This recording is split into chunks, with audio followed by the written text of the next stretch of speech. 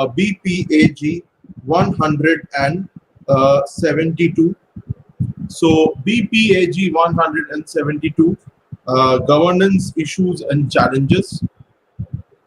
And we have so far discussed the first 9 units of this paper. And in today's class, we'll be discussing the 10th and the 11th unit of this paper, that is governance issues and challenges, which is the name of this paper. And so I welcome you all to today's class. So far in this paper, we've discussed the first block, which was pertaining to government and governance concepts. So in that, we had discussed the first unit, which was globalization, role of state, market, and civil society. The second unit was governance, conceptual dimensions. The third unit was governance framework in India. And the fourth unit was stakeholders in governance. The second block, which we have discussed, is government and development. It consisted of 2 units. Unit 5, changing dimensions of development, and Unit 6, strengthening democracy through governance. So in today's class, we'll be continuing with the third block, which that we have been discussing, which was governance in emerging perspective. So in that, we've in the previous class discussed Unit 7, that is governance challenges and changing role of bureaucracy. Unit 8, which is information and communication technology and governance, and Unit 9, which is role of media. So today we'll be discussing Unit 10, that is corporate governance, and Unit 11, which is sustainable human development. So when we talk about corporate governance, the notion of corporate governance has gained more prominence in recent years, though concern for the effective functioning of the corporate organizations in a proper framework has been there for a long time. There has always been differentiation between public administration and the private administration. While the former is concerned about the public or governmental domain, which entails public policy implementation and functions through the legislature, executive, and the judiciary, the latter is concerned about the corporate entity that works for the profitability of the organization. In such a context, with the coexistence of public and corporate sectors, the need for the corporate governance was felt in recent years, with some corporates resorting to unethical means to earn huge profits. In particular, in the era of globalization, where there is increasing corporate scandals, inflated revenues, financial crisis, and the mismanagement by the board of directors, the need for a strong governance framework has been felt in ensuring efficient and effective functioning of the enterprises. In crux, effective corporate governance is essential for the growth, profitability, and stability of the business vis-a-vis economy and for welfare of the society at large. Good corporate governance, it promotes economic development, strong financial systems, and the sustainability of the business. In this unit, we will be introduced to the concept of corporate governance, the meaning of corporate governance, as well as its significance. In addition, an analysis of the principles and models of corporate governance shall be done. The unit shall give a trajectory of growth of corporate governance, and we will also discuss the initiatives taken at the global and national level in the domain of corporate governance. The concept of corporate governance gained momentum in the late 1980s with the basic purpose of promoting balance in corporate enterprise and ensuring accountability. The term corporate is derived from the Latin word corpus, which means a body. The Cadbury Committee 1992, that coined the term corporate governance, defines it as the system by which companies are directed and controlled. Before we actually get into the other definitions of corporate governance, it is important to understand the basic structure and the stakeholders involved in a corporate entity. There are three key players in the corporate governance sector. So, what are these three key players? The first is the shareholders who have invested their money in the corporation. The second is the executive management who run the business and are responsible to the board of directors. And the third and the most important is the board of directors who are elected by the shareholders and are accountable to the shareholders. The board of directors of the corporate entity is responsible for the governance of the company. The shareholders' role in governance is to appoint the directors and the auditors and to satisfy themselves that an appropriate governance structure is in place. The responsibilities of the board include setting the company's strategic aims, providing the leadership to put them into effect, supervising the management of the business, and reporting to shareholders on their stewardship. The board's actions are subject to laws, regulations, and shareholders in general body meeting. So this was according to the Kumar Mangalam Birla Committee of 1999.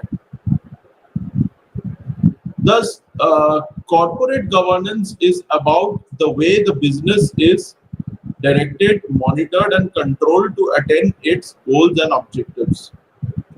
It is guided by a set of principles, ethics, values, morals, laws, rules, and regulations. The major objective of corporate governance is to maximize the shareholder value in a company and also to ensure the transparency and earn the trust and confidence of the investors, customers, employers, the government, and the people.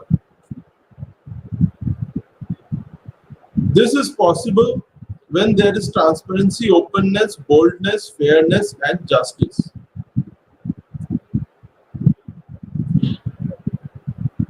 According to Adrian Cadbury, 1992, corporate governance is concerned with holding the balance between economic and social goals and between individual and communal goals. The governance framework is there to encourage efficient use of resources and equally to require accountability for the stewardship of those resources. The aim is to align nearly as possible the interest of individuals, corporations, and society.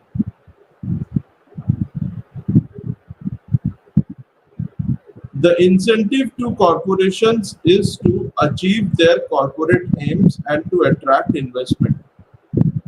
The incentive for the state is to strengthen their economies and discourage fraud and mismanagement. The definitions of corporate governance vary as per context and cultural situations. There are some scholars who are of the view that the companies should run in the interest of the shareholders, while there are others who insist that companies should take account of the interests of various stakeholders in the society. The definitions thus vary as per the views taken up, which are either narrow or broad. The narrow view of corporate governance looks at the set of rules, regulations, laws, and institutionalized procedures and norms. The broader view of corporate governance goes beyond board processes and procedures and considers the relationships between management, boards, shareholders, and other stakeholders such as employees and the company. As put forward by Klessens in 2006, the definitions of corporate governance fall into two categories. The first set of definitions is concerned with a set of behavioral patterns.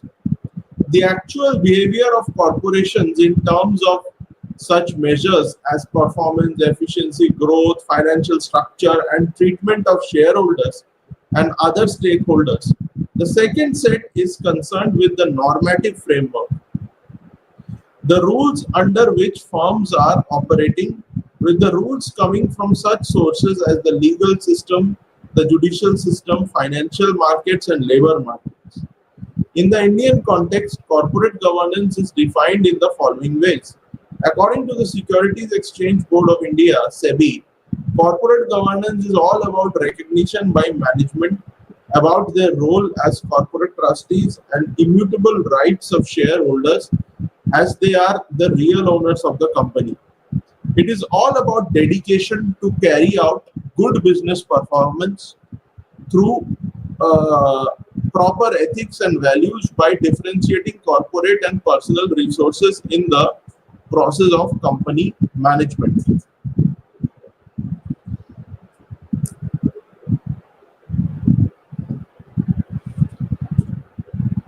Corporate governance. The Institute of Company Secretaries of India define corporate governance as a blend of rules, regulations, laws, and voluntary practices that enable companies to attract financial and human capital, perform efficiently, and thereby maximize long-term values for the shareholders, besides respecting the aspirations of multiple stakeholders, including that of the society. The Committee on Corporate Governance that was constituted in India in 2003 under the chairmanship of Narayan Murthy, in its report, it states that if management is about running businesses, governance is about ensuring that it is run properly.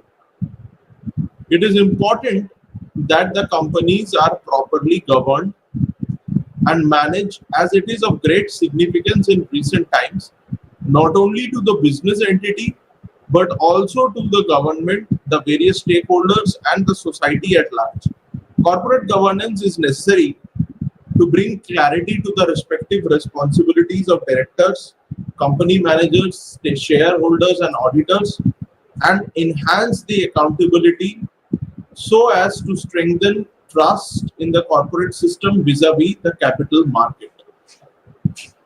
Another important reason why corporate governance is so important is to attract investors to the company. So both local and foreign investors, they will only come if there is a efficient corporate governance structure. And efficient corporate governance, it also plays a huge role in assuring those investors that their investments will be secure and efficiently managed, and in a transparent and accountable process. That is, the capital market itself gets strengthened. Corporate governance is also important to prevent fraud and malpractices or unethical behavior by companies. Corporate, corporate governance is also important to create competitive and efficient companies and business enterprises. And corporate governance is also important to promote efficient and effective use of limited resources. Corporate governance also plays a very important role in ensuring long-term value creation, performance, and sustainability of the company, which will be in the interest of the large stakeholders. Corporate governance plays a very important role in building public confidence in the corporation as well. In addition to that, Meduri in 2003 observed that an effective corporate governance framework is needed, which will facilitate the enterprise to do the following things. First, it will facilitate the enterprise to strive towards efficient use of resources, which in turn promotes economic development. It will also ensure compliance of the needed regulatory requirements, laws, and regulations. It will also create confidence among the stakeholders, promote shareholder activism. The investor has a key role in the present governance system.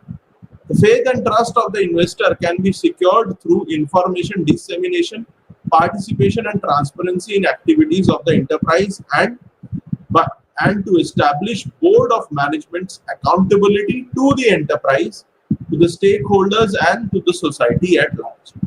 The corporate frauds and governance failure occurring globally make it necessary for institutionalizing proper norms and laws with international requirements for governing a company. There are no globally accepted set of principles that can be applied to corporates, since corporates are very heterogeneous. Different countries and different corporate setups, they have their own rules and regulations. However, across the world, many of the corporates, governments, practitioners, and academicians have laid down certain basic principles for corporate governance.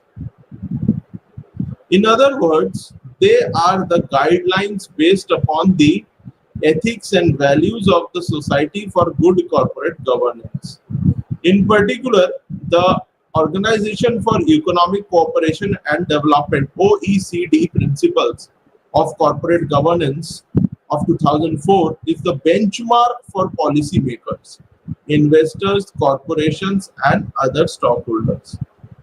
The following are the major principles of corporate governance put forward by the OECD. The first is ensuring the basis for an effective corporate governance framework. The corporate governance framework should promote transparent and efficient markets, be consistent with the rule of law, and clearly articulate the division of responsibilities among different supervisory, regulatory, and enforcement authorities. The rights of shareholders and key ownership functions. The corporate governance framework should protect and facilitate the exercise of shareholders' rights. The basic rights of the shareholders are secure methods of ownership registration, transfer shares, obtain relevant and material information on the corporation on timely and regular basis, participate and vote in general shareholders meetings, elect and remove members of the board, and share in the profits of corporation. The equitable treatment of shareholders. The framework should ensure equitable treatment of all shareholders, including minority and foreign shareholders. All shareholders should have the opportunity to obtain effective redress for violation of their rights. The role of the stakeholders in corporate governance. The framework should recognize the rights of stakeholders established by law or through mutual agreements and encourage active cooperation between corporations and stakeholders in creating wealth, jobs, and sustainability of the financially sound enterprises. Another very important aspect is the disclosure and transparency. The framework, a corporate governance framework, should also ensure that timely and accurate disclosure is made on all material matters regarding the corporation, including the financial situation, the performance, the ownership, and governance of the company. The responsibilities of the board of directors. The corporate governance framework should ensure the strategic guidance of the company, the effective monitoring of management by the board, and the board's accountability to the company as well as to the shareholders. The aims and objectives of these principles are to standardize and professionalize the management of enterprise so as to promote inclusion of independent directors, enhance the board performance, and ensure transparency and accountability to the shareholders. In addition to these principles, these corporate governance principles, they also ensure effectiveness of audit committee and role of independent director. The audit committee has an important role to play in reviewing the operations of company relating to financial and other aspects. Independent leadership. This is necessary to oversee and guide the management to function in the best interest of the company and stakeholders. Building consensus among stakeholders. Accountability. The enterprises need to ensure proper accountability to all those stakeholders who are likely to be affected by the decisions of the management, including social as well as environmental responsibility. Adherence to rule of law by functioning within the legal frameworks that are formulated by the authorities. The corporate governance pattern may differ from corporation to corporation, but the nature of the corporate is determined by outlining the rights and responsibilities of all the stakeholders with the suitable legal and regulatory framework and the de facto realities of the corporate existence. The above mentioned factors, they differ from country to country. The practitioners and the researchers, they have identified three types of models, such as the Anglo-Saxon model of corporate governance, the continental model of corporate governance, and the Japanese model of corporate governance. Each model is differentiated based on certain factors of the company, which includes the major stakeholders in the company, the share ownership pattern, the composition of board of directors, the regulatory framework, disclosure requirements of publicly listed stock corporations, as well as the interaction between the stakeholders. The Anglo-Saxon model or the Anglo-US model, the Anglo-US model is described as the outside shareholders or outsiders control model. This model is prevalent in the United Kingdom and the United States of America. The key players in this model are management, board of directors, and shareholders. Here, the capital is raised through equity financing. It can be noticed that the New York Stock Exchange and the London Stock Exchange are placed in top positions across the world. In this model, the shareholders, they get powers to appoint and dismiss the directors, but they do not exercise direct control on the management of the enterprise. The boards of directors, they carry out the corporate activities with the help of various committees and the chief executive officer or the CEO. The monitoring and supervisory control over the management is exercised by the board. The board dominates the company. The board dominates the company and controls the functioning of the management at an arm's length. It is for this reason the model is called the outsider model. If we talk about the Japanese model now, the Japanese model consists of a network of suppliers and buyer companies, which are referred to as keiretsu. The Japanese model of corporate governance is concerned with the code and conduct of the board of directors who are selected on behalf of the investors. Here, the boards of directors of the corporations consist of fully insiders. They are the heads of the central administrative body.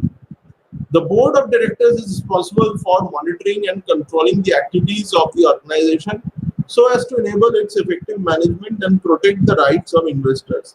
The Japanese model basically represents the interests of companies and employees rather than shareholders. The Japanese boards are larger than the boards of the United Kingdom, the USA, and the Germany. The approximate number of members in the Japanese company's board of directors is 50.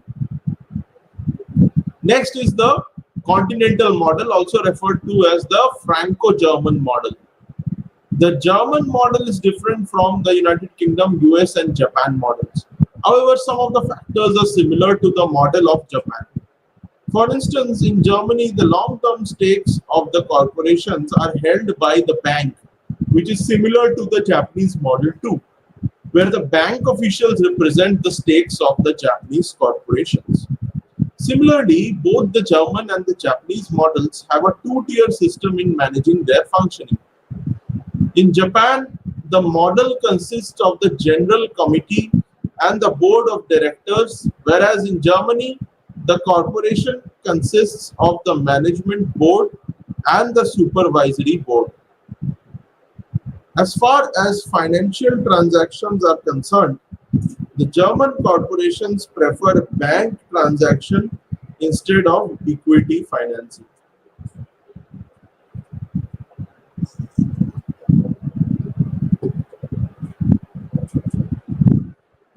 Another significant feature of the continental model is that a major role is given to the auditors committee, which represents the stockholders and the labor.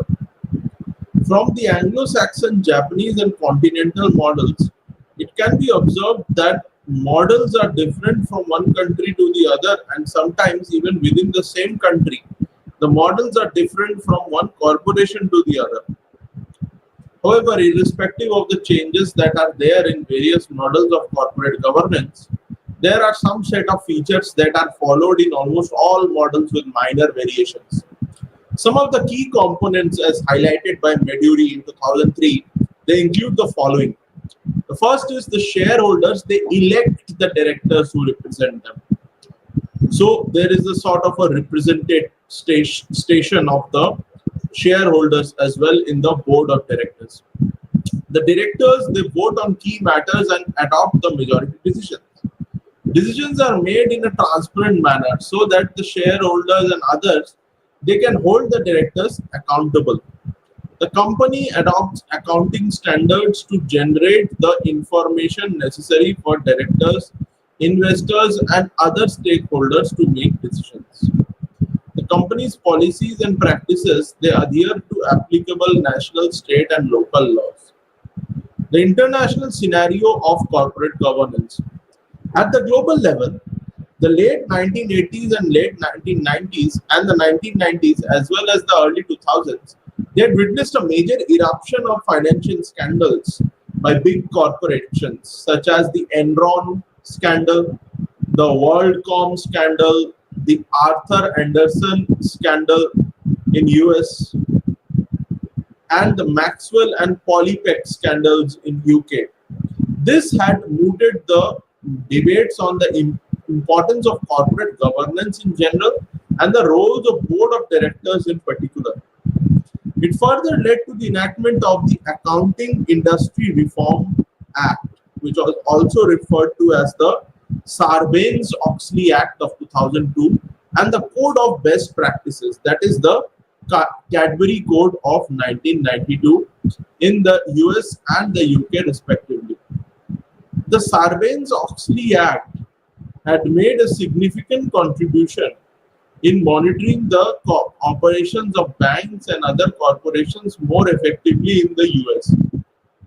After this act, the corporations were brought under intense public scrutiny, and the focus was laid more on the quality of corporate governance standards. It also led to the introduction of a Cadbury Code. The Cadbury Code not only made all UK companies listed on the London Stock Exchange to follow this code, but also made them to give declaration statement of whether the Cadbury Code is being followed or not in their annual reports. If certain code was not followed, they were also asked to explain the reasons for not complying with the same. This comply or explain format of self-regulation served as standards for investors to understand the facts about corporates listed in stock exchange. The Cadbury report was followed by the Greenberry report of 1995 on executive pay package. The Hampel report of 1998 reviewed the implementation of the Cadbury and Greenberry recommendations, which together became the combined code in 1998. Later, the Higgs report of 2003 on the role and effectiveness of non-executive directors and the Smith report of 2003 on the role and effectiveness of audit committees were incorporated into the updated and revised combined code of London Stock Exchange in 2003.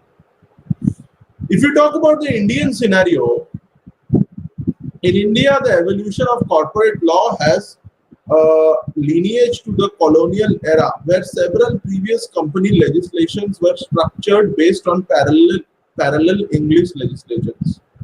However, after independence, the government appointed a committee under the chairmanship of H.C. Bhabha in the year 1950 to revise the Indian Companies Act of 1930.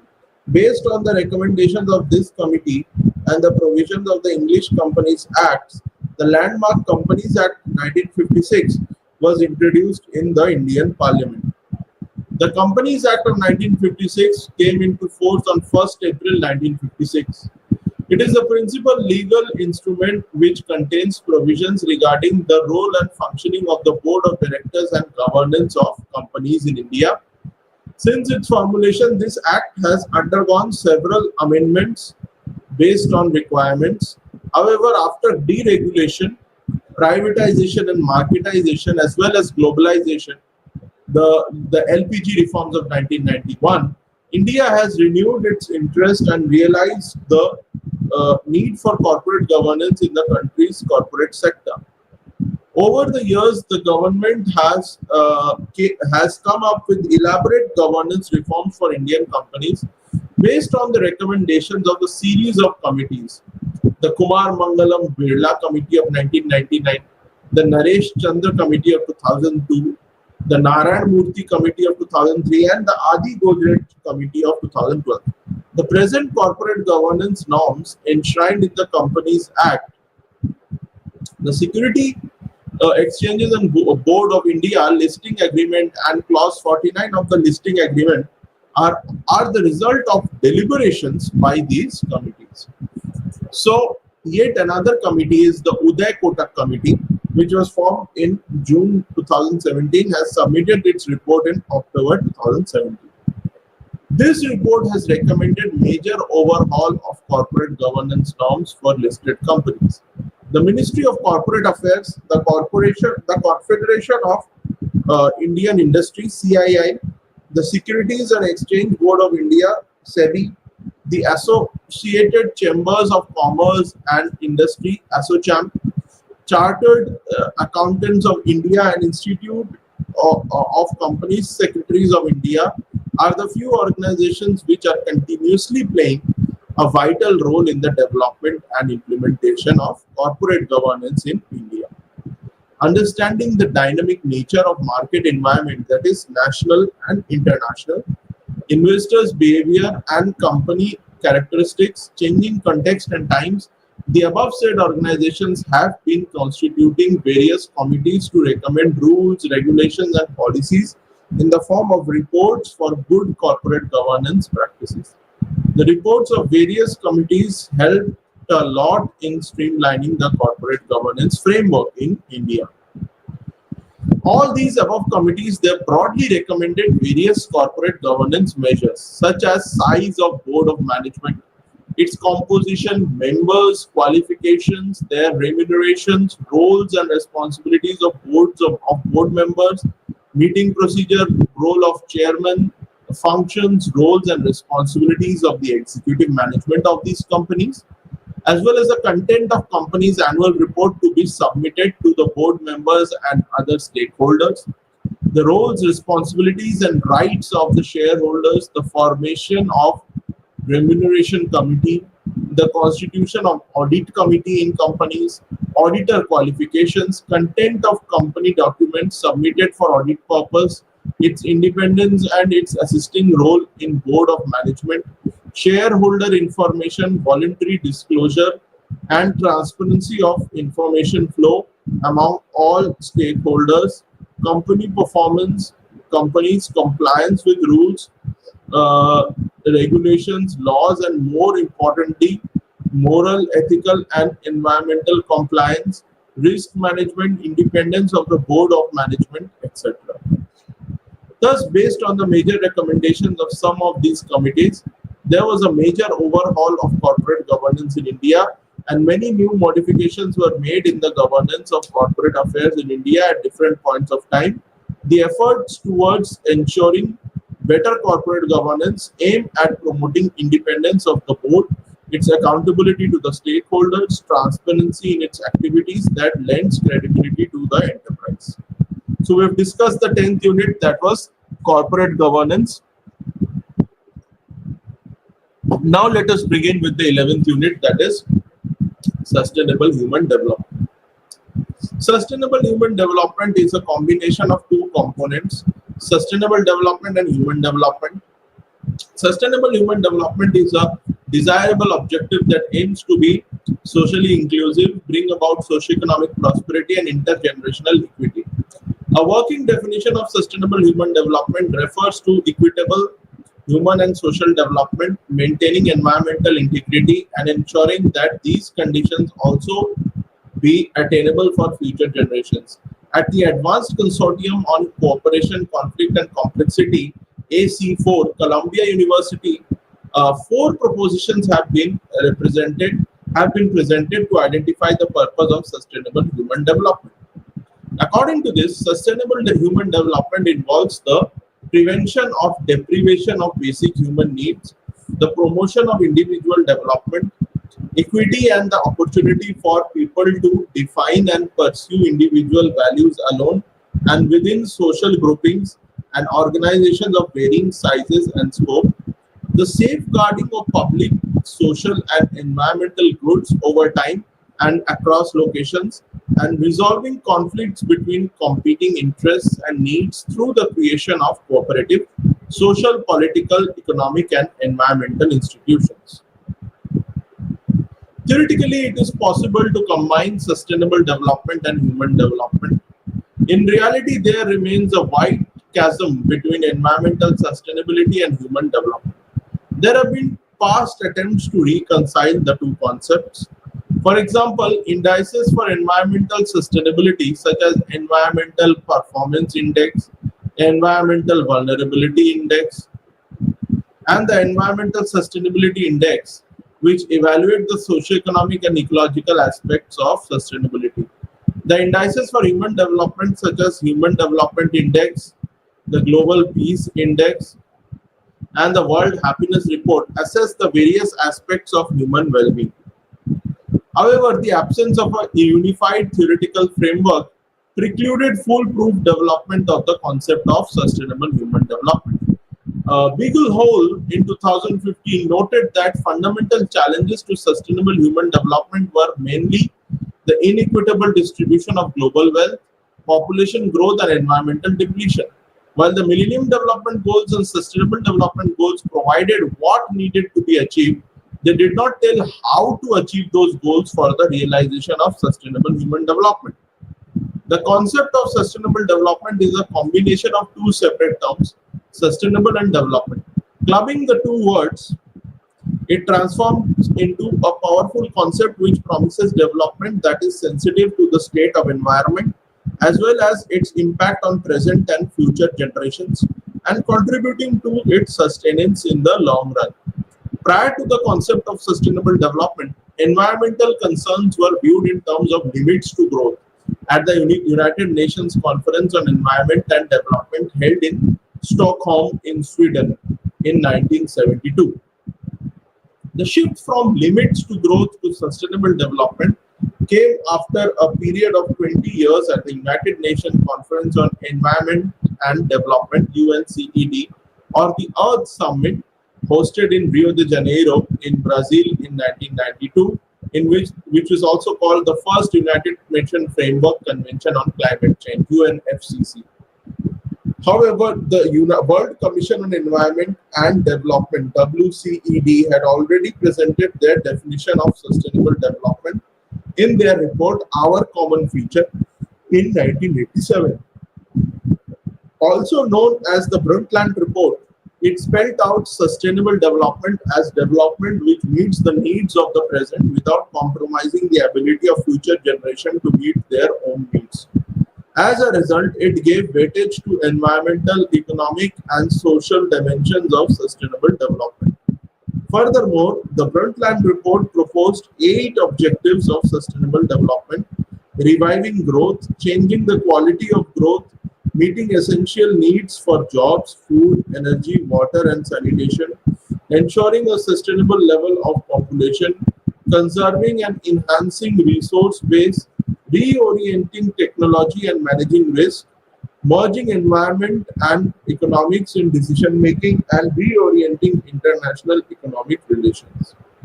The actual process of simultaneous realization of the broad goals proved complicated, as well as balancing objectives and judging success or failure proved arduous. Sustainable development attempts at harmonizing three interconnected realities: economic activities, social development, and the environmental mechanisms. It is development that satisfies the needs of the present without compromising the capacity of future generations, guaranteeing the balance between economic growth, concern for environment, and social well-being. Sustainable development is enmeshed in the tension between advocating economic growth on one hand and equitable provision of basic needs, conservation of nature capital, maintenance of integrity of ecosystems, and diversity of species on the other hand. Still, sustainable development primarily emphasized upon satisfaction of basic human needs, particularly of the poor of the present and future generations. Since satisfaction of basic human needs relied upon economic growth, it explained revival of growth being the first objective, while conservation of environment being the fifth objective of the Brundtland Report. Globally, since 1992, sustained efforts were on to focus on sustainable development and embark upon suitable national strategies. The United Nations Summit on Sustainable Development, formulation of Millennium Development Goals, later the Sustainable Development Goals, are measures in this direction. The Sustainable Development Goals laid down by United Nations General Assembly in 2016, considered as global goals, are a universal call for action to end poverty, protect the planet, and ensure that people enjoy peace and prosperity. These are 17 goals. The Sustainable Development Goals built on the successes of Millennium Development Goals, that is the MDGs. They include new social and economic development areas such as health, education, water, sanitation, climate change, economic inequality, innovation, peace, social justice, and so on. The concept of human development is based on the idea that expansion of a person's capability consequently expands his her choices. So it's pretty much based on Amartya Sen's capability theories, theory of capability, in which Amartya Sen said that what we need to do if we really need to ensure human development is that we need to make people capable. We need to enhance their capabilities so that they can perform certain functions. While income is considered to be an important component, it is also recognized that development means more than accumulation of income and wealth. Alternatively, realization of goals of human development require good governance to provide an enabling environment.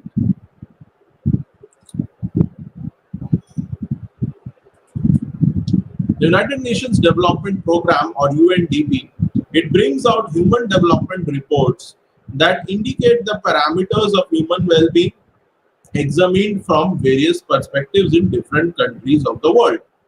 In the first Human Development Report, which was published in 1990, the novel Human Development Approach was introduced, which emphasized on enrichment of human life instead of enrichment of economy. Its basic premise was people are the wealth of a nation. The Human Development Report Office, HDRO, of the United Nations Development Programme, it defines human development as expanding the richness of human life rather than simply the richness of the economy in which human beings live. It makes the case for a human development approach where people are able to enjoy greater freedom, opportunities, and choices. In other words, this approach promotes people centric rather than growth centric ideas, along with the creation of an environment of equitable opportunities and choices for everyone to develop to their full potential and to have a reasonable chance of leading productive and creative lives that they value later. During the later half of the 20th century, a perception emerged that gross domestic product was not the suitable indicator of human well-being. While the 1960s witnessed demand to divest gross domestic product as a measure of well-being, 1970s and 1980s were characterized by arguments for an alternative approach that transcended the gross domestic product to include parameters such as fulfillment of basic needs, redistribution with growth, and employment. Today, human development approach consists of two dimensions. The first is directly enhancing human abilities. This includes long and healthy life, knowledge, and decent standard of living. The second is creating conditions for human development. This encompasses participation in political and community life, environmental sustainability, human security and rights, and gender equality. Sustainable human development. The above analysis of human development approach underscored whether people can be and do things desired in a lifetime. The practical aspect of human development approach is expressed as Human Development Index, or HDI. Human Development Index evaluates a country's development based on the criteria of human capabilities instead of economic growth per se. It does so by assessing overall performance of core aspects of human development, a long and healthy life, being knowledgeable, and enjoying a decent standard of living. For example, a long and healthy life is measured by life expectancy at birth. Education criteria is measured by means of years of schooling for adults aged 25 years and more, and expected years of schooling for children of school entering age. And standards of living criteria is measured by gross national income per capita. The Human Development Index is tabulated as the geometric mean of normalized indices for each of the three core aspects of human development. The concept of human development was pioneered by intellectuals such as Mahbubul Haq and Amartya Sen. According to this, human development is considered as development of the richness of human life and not the wealth of the economy. Mahbubul Haq, appointed as the special advisor to the United Nations Development Programme in 1989, initiated the publishing of annual reports of the Human Development Report Office (HDRO), which subsequently published the annual reports. Within less than 50 years of its genesis, it transformed into a powerful agency mobilizing governments and non-governmental organizations, as well as triggering innovative thinking in development economics. It steered focus to the human aspect of development policy of governments because it recognized people as the real wealth of a nation. And human development is the end, economic growth or means. Human development is considered as a process of expanding the real freedom that people enjoy. Human development aims at providing better opportunities to people with a view to achieving long and healthy life, access to knowledge, and acceptable living standards. Human development encompasses political, economic, and social freedom, creativity, respect for human rights, etc. Comparing human development between global north and global south, wide disparities were observed in the spheres of education, technology, and information systems. Mahbubul Haq found tertiary enrollment rate in the global south to be only one-fifth of the global north. Research and development expenditure to be only 4%, and expenditure on scientific and technical personnel to be one-ninth. He surmised that huge gaps in technological progress and limited market opportunities would acutely disturb attainment of human development. Mahbubul Haq believed that strong recommendations forwarded in the 1992 Human Development Report would ensure that no single human being is ever condemned by the sheer accident of birth, but has equitable access to the entire range of national and global opportunities to develop his or her full human potential. This alone will transform the notion of one planet into one humanity and will create a new human order. United Nations Development Programme's Human Development Reports have relied on Amartya Sen's capability approach as a conceptual tool to analyze existing developmental challenges. The capability approach defined human development as a process that encompasses not only people's performance but also capabilities to perform and the scope to do and to be in this life. Simply put, the capability approach of Amartya Sen articulated human development in terms of enlarging choices. Along with Professor Sudhir Anand from Oxford University, Amartya Sen developed the methodology to evaluate human development, particularly Human Development Index, followed by Gender-Related Development Index, Gender Empowerment Measure, and Human Poverty Index. The goal of sustainable development emerged decisively at the 1995 World Summit for Social Development held in Copenhagen. Also known as the Copenhagen Declaration, it promised to make development people-centric. So the idea of sustainable human development, it appeared in the Human Development Reports too as a firm alternative to the current development paradigm. The United Nations Development Programme from 1990 to 1997 framed it in terms of processes that enlarged people's capabilities and choices to facilitate fulfillment of their needs. Unlike the development paradigm, it aimed at equitable distribution rather than economic growth only, regeneration of the environment, and promoting empowerment and participation of people, especially prioritizing the poor. It gave importance to people's welfare and security instead of income, consumption, or productivity only, so that people were both the means and ends of development.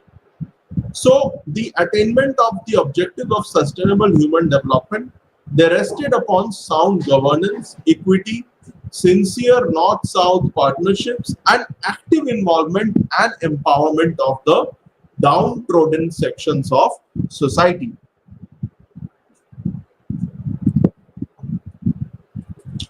Amartya Sen opined that sustainable human development could be a model for preserving environment, promoting economic and social justice, and improving human well-being through strengthening essential freedom to augment human capacities.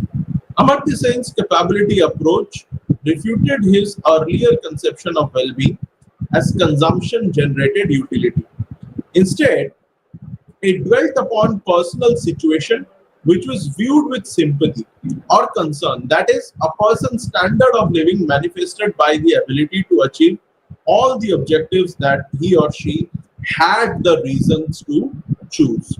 Sustainable human development encompasses key concerns such as poverty, security, human rights, gender empowerment, climate change, ecosystem preservation, etc.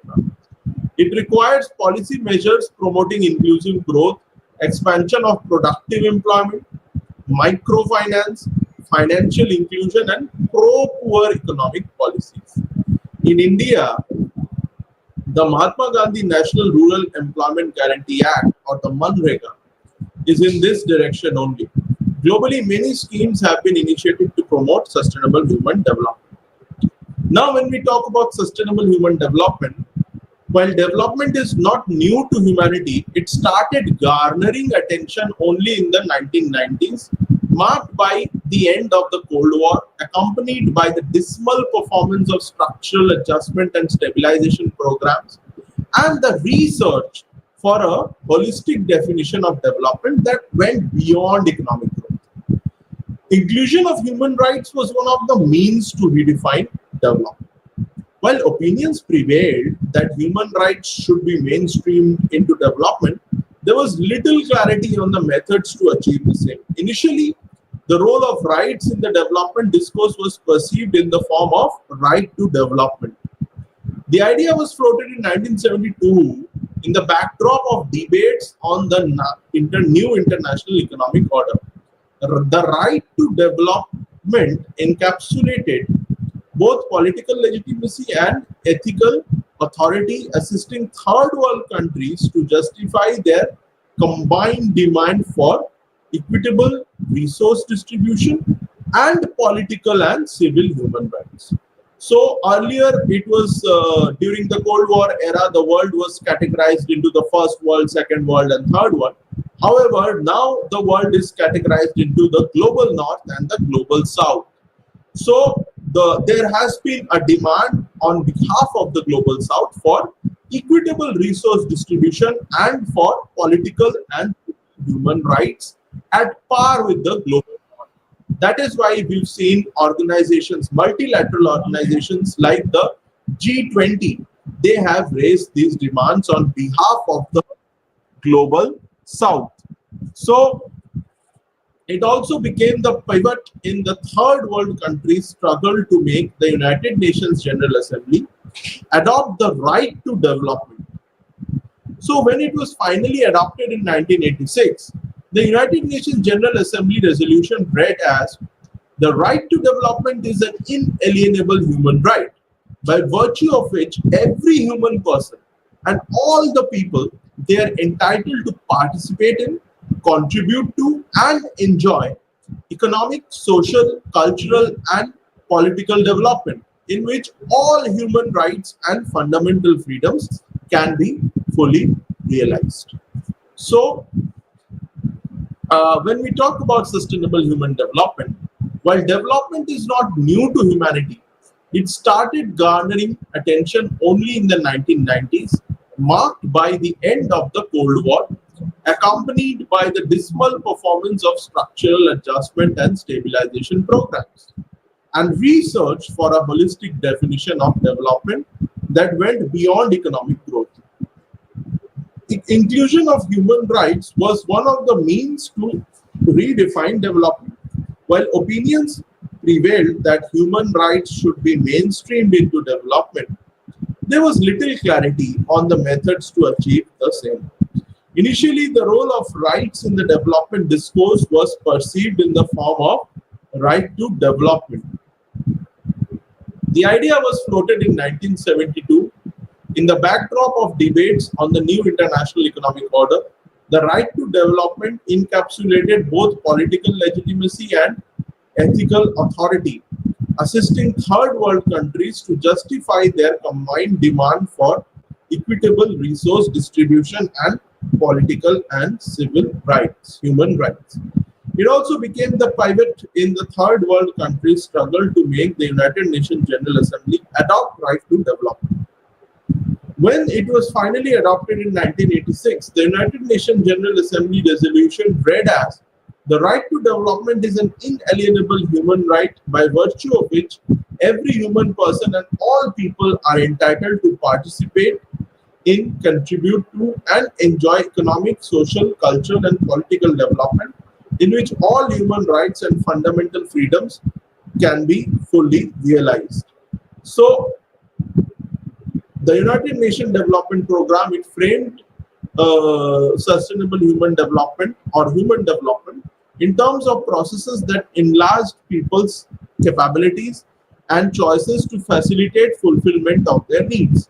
Unlike the development paradigm, it aimed at equitable distribution rather than economic growth only, regeneration of the environment, and promoting empowerment and participation of people, especially prioritizing the poor. It gave importance to people's welfare and security instead of income, consumption or productivity only, so that people were both the means and ends of development. The attainment of the objective of sustainable human development rested upon sound governance, equity, sincere global north and global south partnerships, and active involvement and empowerment of the downtrodden sections of the society. Amartya Sen opined that sustainable human development could be a model for preserving environment, promoting economic and social justice, and improving human well-being through strengthening essential freedom to augment human capacities. Amartya Sen's capability approach, it refuted his earlier conception of well-being as consumption-generated utility. Instead, it dwelt upon personal situation viewed with sympathy or concern, that is, a person's standard of living manifested by the ability to achieve all the objectives that he or she had reasons to choose. Sustainable human development encompasses key concerns such as poverty, security, human rights, gender empowerment, climate change, ecosystem preservation, etc. Sustainable human development requires policy measures promoting inclusive growth, expansion of productive employment, microfinance, financial inclusion, as well as pro-poor economic policies. In India, the Manrega, which is now known as the Viksit Bharat Gramin Rozgar Guarantee, or the VBG, is in this direction. Globally, many schemes have been initiated to promote sustainable human development. So, simply put, the capability approach of Amartya Sen articulated human development in terms of enlarging choices. Along with Professor Sudhir Anand from the Oxford University, Amartya Sen developed the methodology to evaluate human development, particularly Human Development Index, followed by Gender Related Development Index, Gender Empowerment Measure, and Human Poverty Index. So, it was building upon Mahbubul Huq's tertiary environment rate in the work on human development, in which he surmised that huge gaps in technological progress and limited market opportunities would acutely disturb attainment of human development. And he also believed that strong recommendations forwarded in the 1992 Human Development Report would finally ensure that no single human being is ever condemned by the sheer accident of birth, but has equitable access to the entire range of national and global opportunities to develop his or her full human potential. So, in today's class, we've discussed corporate governance and sustainable human development, that is 10th and 11th unit. In the next class, we'll be discussing the 12th and 13th unit of this paper. So I thank you all for joining today's class. Namaste.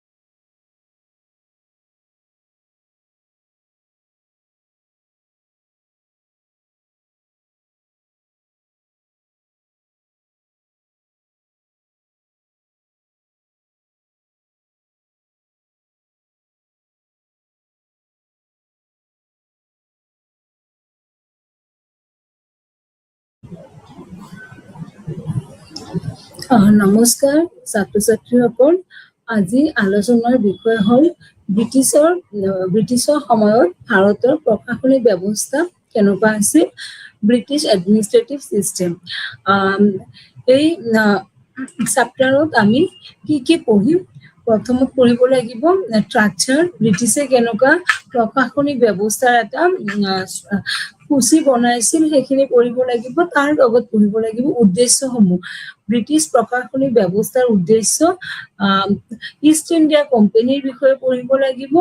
আৰু British এডমিনিষ্ট্ৰেশ্যনৰ সময়ত, ব্ৰিটিছৰ প্ৰশাসনৰ সময়ত ভাৰতবৰ্ষত কিছুমান প্ৰশাসনিক সংস্কাৰ অনা হৈছিল, সেইসমূহ আমি আলোচনা কৰিম।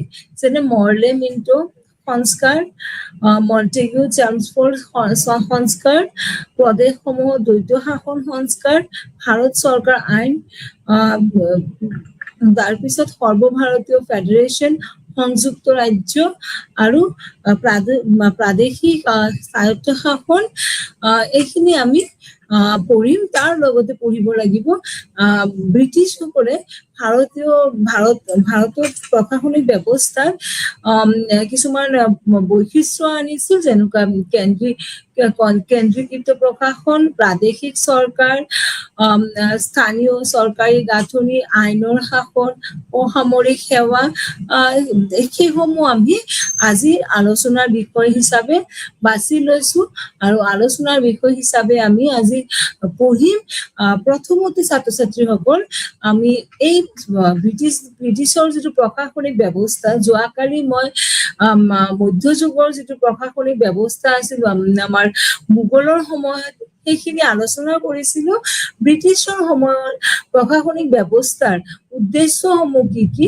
প্ৰথম আমি তাৰ বিষয়ে অলপ আলোচনা কৰো।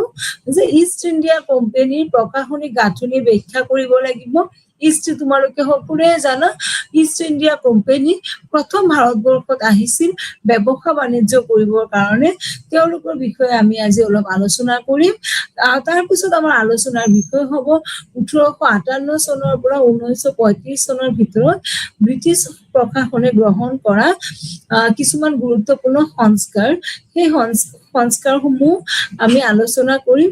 আৰু ব্ৰিটিছ প্ৰশাসনৰ কিছুমান বৈশিষ্ট্য আছিল, যিবিলাক প্ৰধান বৈশিষ্ট্য, এইখিনি আমি আলোচনা কৰিম। যিহেতু ব্ৰিটিছসকল ভাৰতবৰ্ষত বহুত বছৰ শাসন চলাইছিল, সেইকাৰণে ব্ৰিটিছৰ প্ৰশাসনিক ব্যৱস্থা আমি বিশদভাৱে আলোচনা কৰিবই লাগিব।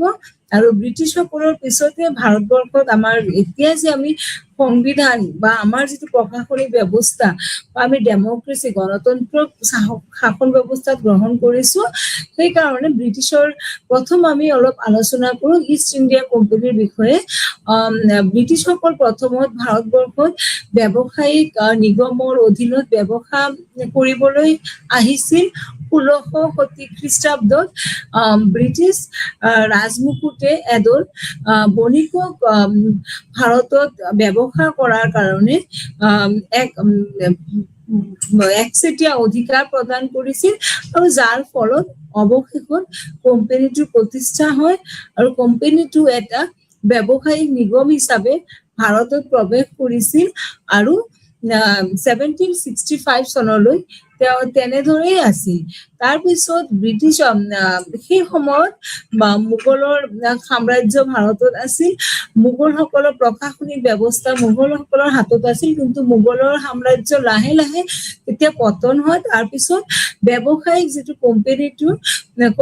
কোম্পানী ইষ্ট ইণ্ডিয়া কোম্পানী নিজৰ হাতত ভাৰতৰ শাসন কৰাৰ ক্ষমতা লাভ কৰে। আৰু ইয়াৰ পিছত কোম্পানীটো নিজৰ নাম সলনি কৰি দিয়ে, ইষ্ট ইণ্ডিয়া কোম্পানীৰ নাম ৰাখে। আৰু এনেকে ভাৰতবৰ্ষত কি হৈছিল, ব্ৰিটিছৰ আগমন হৈছিল। ব্ৰিটিছ ভাৰতবৰ্ষত আগমন কৰিছিল, আৰু ব্ৰিটিছসকলে লাহে লাহে যিটো প্ৰশাসনিক ব্যৱস্থা, তাতেও হস্তক্ষেপ কৰা আৰম্ভ কৰিছিল। আৰু ইষ্ট ইণ্ডিয়া কোম্পানীৰ বিষয়ে অলপ আমি আলোকপাত কৰিম। ইষ্ট ইণ্ডিয়া কোম্পানী এটা ব্যৱসায়িক উদ্দেশ্য লৈ ভাৰতত আহিছিল। সমগ্ৰ শাসন ব্যৱস্থা আছিল বাণিজ্যিক প্ৰকৃতিৰ।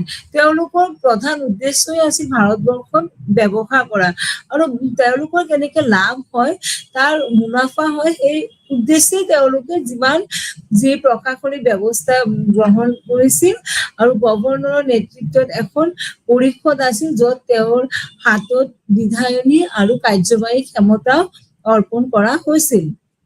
পৰিষদে বাণিজ্য বোৰ্ড, সামৰিক বোৰ্ড, ৰাজহুৱা বোৰ্ড, ৰেলৱে বোৰ্ড গঠন কৰিছিল আৰু বোৰ্ডসমূহে বিধায়নী আৰু কাৰ্যবাহী বিষয়ত আলোচনা আৰু পৰামৰ্শৰ সুবিধা কৰি দিছিল। তথ্য বা ৰেকৰ্ড সংৰক্ষণও আছিল এক অপৰিহাৰ্য অংশ হিচাপে ব্ৰিটিছৰ প্ৰশাসনিক ব্যৱস্থাত আছিল। আৰু 1765 চনৰ আগষ্ট মাহৰ তদানীন্তন মোগল সম্ৰাটে ইষ্ট ইণ্ডিয়া কোম্পানীক বিহাৰ, বংগ, উৰিষ্যা প্ৰদেশৰ ভূমিৰ পৰা দিৱাৰী সংগ্ৰহ কৰাৰ ক্ষমতা প্ৰদান কৰিছিল আৰু লগে লগে কোম্পানীটোৱে ক্ষমতা আৰু কৰ্তৃত্বৰ সোৱাদ পালে আৰু ৰাজহুৱা সংগ্ৰহৰ আৰম্ভ হোৱা পৰিঘটনাৰাজিৰ ফলত ক্ৰমান্বয়ে দেৱানী, ন্যায়িক, সামৰিক বিষয়ৰ সম্পূৰ্ণ ক্ষমতা হস্তগত হ'ল আৰু কোম্পানীটোৰ দুটা মূল উদ্দেশ্যই আছিল, আৰু এটা হ'ল সাম্ৰাজ্য প্ৰতিষ্ঠা কৰা আৰু এটা হ'ল যে তেওঁলোকে প্ৰশাসনিক ক্ষমতা নিজৰ হাতত আনা। আৰু ব্ৰিটিছৰ সময়ত প্ৰথম যিটো স্বাধীনতাৰ যুদ্ধ হিচাপে আমি স্বীকৃতি দিছো, 1857 চনত চিপাহী মিউটিনি হৈছিল বা চিপাহী বিদ্ৰোহৰ সূচনা ব্ৰিটিছ চৰকাৰৰ বাবে আছিলে আঘাত বুলিয়ে ক'ব পাৰো, কিয়নো অৰ্থনৈতিক শোষণ, সামাজিক বঞ্চনা বা ৰাজনৈতিক অশান্তিয়ে ভাৰতৰ সেই সময়ত এক অপৰিহাৰ্য পৰিস্থিতিৰ সৃষ্টি কৰিছিল। আৰু ব্ৰিটিছ শাসকসকলে তেওঁলোকক অলপ নিজৰ ভয় কৰিছিল যে তেওঁলোকক ভাৰতৰ পৰা যাব দিয়ে নেকি। সেইকাৰণে তেওঁলোকে কি কৰিলে, কঠোৰ আইনসমূহ ভাৰতত প্ৰৱৰ্তন কৰা আৰম্ভ কৰিছিল আৰু 1858 চনৰ আইনে বিভিন্ন পৰিৱৰ্তন আনিছিল আৰু ই থলুৱা ৰাজকুমাৰসকলক তেওঁলোকৰ অধিকাৰ, মৰ্যাদা, সন্মানৰ আশ্বাস দিছিল আৰু এনেকে ব্ৰিটিছ শাসকসকলৰ বাবে চকু মুকলি কৰি দিয়া ঘটনাই আছিল আমাৰ চিপাহী বিদ্ৰোহ। আৰু ব্ৰিটিছ চৰকাৰে গভৰ্ণৰ জেনেৰেলৰ কাৰ্যবাহী পৰিষদৰ চৰকাৰী সদস্যৰ বাহিৰে অন্য কেইবাগৰাকীমান সদস্যক বা বিশিষ্ট ব্যক্তিসকলক অন্তৰ্ভুক্ত কৰিবলৈ ভাৰতীয় যিটো পৰিষদ আইন 1861 আইন, ইণ্ডিয়ান কাউন্সিল এক্ট 1861 প্ৰণয়ন কৰে আৰু গভৰ্ণৰ জেনেৰেলৰ বিধান ক্ষমতা বৃদ্ধি কৰি দিয়ে আৰু জনসাধাৰণৰ যিটো বিত্ত, ধৰ্ম, অনুশাসন, সামৰিক বাহিনীৰ ৰক্ষণাবেক্ষণ বা বিদেশী ৰাষ্ট্ৰৰ সৈতে সম্পৰ্কত প্ৰভাৱিত কৰা ব্যৱস্থাসমূহতো প্ৰৱৰ্তন কৰিবলৈ তেওঁৰ যিটো পূৰ্বৰ অনুমোদন প্ৰয়োজন আছিল। বিধায়নী দলে কোনো আইন পাছ কৰিবলৈ তেওঁৰ সন্মতিৰ প্ৰয়োজন আছিল আৰু তেওঁৰ অধ্যাদেশ সমূহৰ এখন আইনৰ দৰে বৈধতা আছিল। সেই সময়ত মানে গভৰ্ণৰ জেনেৰেলৰ ক্ষমতা অধিক বৃদ্ধি কৰি দিয়া হৈছিল চিপাহী বিদ্ৰোহৰ পিছত। আৰু 1861 চনৰ আইনে প্ৰচলিত জনমতক সন্তুষ্টি কৰিব পৰা নাছিলে আৰু ইয়াৰ প্ৰথম অধিৱেশনতে ভাৰতীয় জাতীয় কংগ্ৰেছ এই পৰিষদসমূহক ব্যাপক ভিত্তিত নিৰ্বাচনী আৰু বাজেট তথা কাৰ্যবাহী ক্ষমতা প্ৰদান কৰাৰ বাবে প্ৰস্তাৱো গ্ৰহণ কৰিছিল। ব্ৰিটিছ ভাৰতবৰ্ষত শাসনো কৰিছিল আৰু একেদৰে শাসন কৰাৰ সময়ত ভাৰতীয় নাগৰিকসকলে ভালো পোৱা নাছিল তেওঁলোকক, আৰু সেইকাৰণে আমাৰ আন্দোলনো চলি আছিল আৰু ব্ৰিটিছে সেই আন্দোলনসমূহক কেনেকে দমন কৰিব পাৰে সেইকাৰণে তেওঁলোকে নতুন নতুন আইন ভাৰতবৰ্ষত সংযোজন কৰি আছিল আৰু ব্ৰিটিছে আমাৰ দেশত 1857 চনৰ পৰা 1947 চনলৈ এক নিয়মীয়া চৰকাৰী ব্যৱস্থাও প্ৰতিষ্ঠা কৰিছিল যদিও ইয়াৰ সৈতে এতিয়াও আমাৰ কিছুমান আইন এতিয়াও আছে যিসমূহ আমি ব্ৰিটিছৰ আমাৰ দিনৰ আইনসমূহে আমি পৰিচালনা কৰি আহি আছো সাংবিধানিক অগ্ৰগতি সদায় আমাৰ প্ৰতিবন্ধকতামূলক চৰ্তৰে আবদ্ধ আছিল যাতে কাৰ্যবাহী আমোলাতান্ত্ৰিক দায়িত্বৰ মূল অংশটোৱে অক্ষুণ্ণ থাকে আৰু যেটো এতিয়াও আমাৰ সংবিধানত আমোলাতান্ত্ৰিক যেটো শাসন ব্যৱস্থা সংবিধানত আমি সংবিধানত কিছুমান আইন বা ৰুলস ৰেগুলেশন তাতে দিয়া হৈছে আৰু এনেকি ভাৰতীয় যেটো জাতীয় আন্দোলন 1885 চনত প্ৰতিষ্ঠা হোৱা ভাৰতীয় জাতীয় কংগ্ৰেছ INC অধীনত সংগঠিত হৈছিল প্ৰথম অৱস্থাত যিবিলাক আমাৰ পশ্চিমীয়া শিক্ষাৰে শিক্ষিত উচ্চ মধ্যবিত্ত শ্ৰেণীৰ দ্বাৰা প্ৰভাৱিত হৈ ইয়াৰ লক্ষ্যই আছিল আমাৰ যে শান্তিপূৰ্ণ আৰু সাংবিধানিক উপায়েৰে সংস্কাৰ সাধন কৰা আৰু প্ৰথমত আন্দোলন হোৱা নাছিলে কোনো ধৰণৰ বিদ্ৰোহ ব্ৰিটিছৰ ওপৰত হোৱা নাছিলে ব্ৰিটিছক অকল আমাৰ পশ্চিমীয়া শিক্ষাৰে শিক্ষিত যিসকল ব্যক্তি আছিল তেওঁলোকে উপদেশে দিছিল যে এনেকুৱা নতুন নতুন আইন সংযোজন কৰক যি আইন ভাৰতীয় নাগৰিকসকলৰ কাৰণে ভাল হ'ব আৰু ব্ৰিটিছ শাসকসকলেও অনুভৱ কৰিছিল যে ইয়াৰ দ্বাৰা চৰকাৰৰ যি উদ্দেশ্যক লৈ ভুল বুজাবুজি দূৰ হ'ব আৰু সাম্ৰাজ্য ৰক্ষাও কৰিব পাৰিব আৰু এনেকে বহুত দিন তেওঁলোকে শাসন চলালে কিন্তু যিবিলাক আমাৰ উদাৰপন্থী সকলৰ ব্ৰিটিছ ন্যায়বোধ বা সততাৰ ওপৰত বিশ্বাস আছিল যদিও তেওঁলোকে সাংবিধানিক উপায়েৰে ক্ৰমান্বয়ে সংস্কাৰৰ দিশে লক্ষ্য ৰাখিছিল কিন্তু যিসকল আমাৰ অনুদাৰপন্থী আছিল বা চৰমপন্থী নেতাসকল আছিল তেওঁলোকে ব্ৰিটিছৰ আদৰ্শসমূহ গ্ৰহণ কৰিব পৰা নাছিল আৰু শান্ত হোৱা নাছিল তেওঁলোকে ব্ৰিটিছৰ আদৰ্শসমূহ ভাল পোৱা নাছিলে আৰু পূৰ্ণ স্বৰাজ যেটো সম্পূৰ্ণ স্বাধীনতা বা সাৰ্বভৌমত্বৰ বাহিৰে একোই তেওঁলোকে বিচৰা নাছিল আৰু ব্ৰিটিছৰ আৰু ভাৰতীয় যি জাতীয় কংগ্ৰেছ ইয়াৰ জনসাধাৰণক ব্যাপক স্বাৰ্থত প্ৰতি থকা চিন্তাৰ বাবে ব্ৰিটিছ চৰকাৰক প্ৰশাসনিক ব্যৱস্থা হস্তক্ষেপ কৰা হৈছিল আৰু আমাৰ ভাৰতীয় নাগৰিকসকলে বিচাৰিছিল যে ব্ৰিটিছসকলে ভাৰতীয় নাগৰিকসকলৰ কাৰণে কাম কৰক বা স্থানীয় মানুহৰ কাৰণে কাম কৰক আৰু সেই কাৰণে বিধান পৰিষদসমূহৰ সংস্কাৰ স্থানীয় সংস্থাসমূহৰ অধিক ক্ষমতা প্ৰদান কৰা বা স্থানীয় সংস্থাৰ কাম-কাজত চৰকাৰী হস্তক্ষেপ হ্ৰাস কৰা বা প্ৰেছৰ ওপৰত বা মিডিয়াৰ ওপৰত থকা প্ৰতিবন্ধকতা সমূহ দূৰ কৰা সেইসমূহৰ ওপৰত ভাৰতীয় নাগৰিকসকলে বিৰোধিতা কৰিছিল আৰু জাতীয় কংগ্ৰেছ এনে এখন শাসন ব্যৱস্থা বিচাৰিছিল যিয়ে ভাৰতীয় সকলো শ্ৰেণী বা সকলো মানুহৰ স্বাৰ্থত কাম কৰে আৰু প্ৰতিনিধিত্ব কৰিব পাৰে আৰু ব্ৰিটিছৰ সময়ত কিছুমান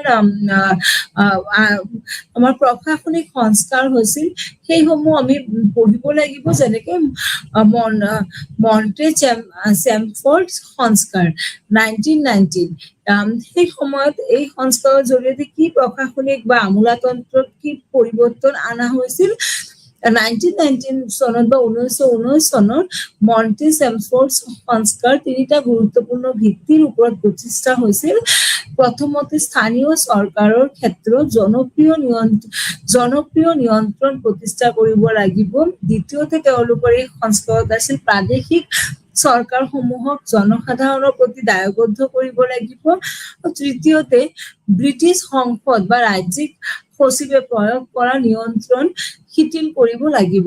এই তিনিটাই আছিল মন্টে চেমছফোৰ্ড সংস্কাৰৰ উদ্দেশ্য আৰু সংস্কাৰৰ প্ৰস্তাৱনাত ঘোষণা কৰা হৈছিল যে সংসদৰ নীতি আছিল প্ৰশাসনৰ প্ৰতিটো শাখাতে ভাৰতীয়সকলক অংশগ্ৰহণ বৃদ্ধি কৰা, যিয়ে অৱশেষত স্বায়ত্তশাসিত প্ৰতিষ্ঠানসমূহৰ ক্ৰমান্বয়ে বিকাশ ঘটিছিল। মানে আমাৰ ভাৰতীয়সকলকো আমোলাতন্ত্ৰ বা আমাৰ প্ৰশাসনিক ব্যৱস্থাত অংশগ্ৰহণ কৰাৰ সুবিধা দিয়াৰ কাৰণে আন্দোলন কৰা হৈছিল।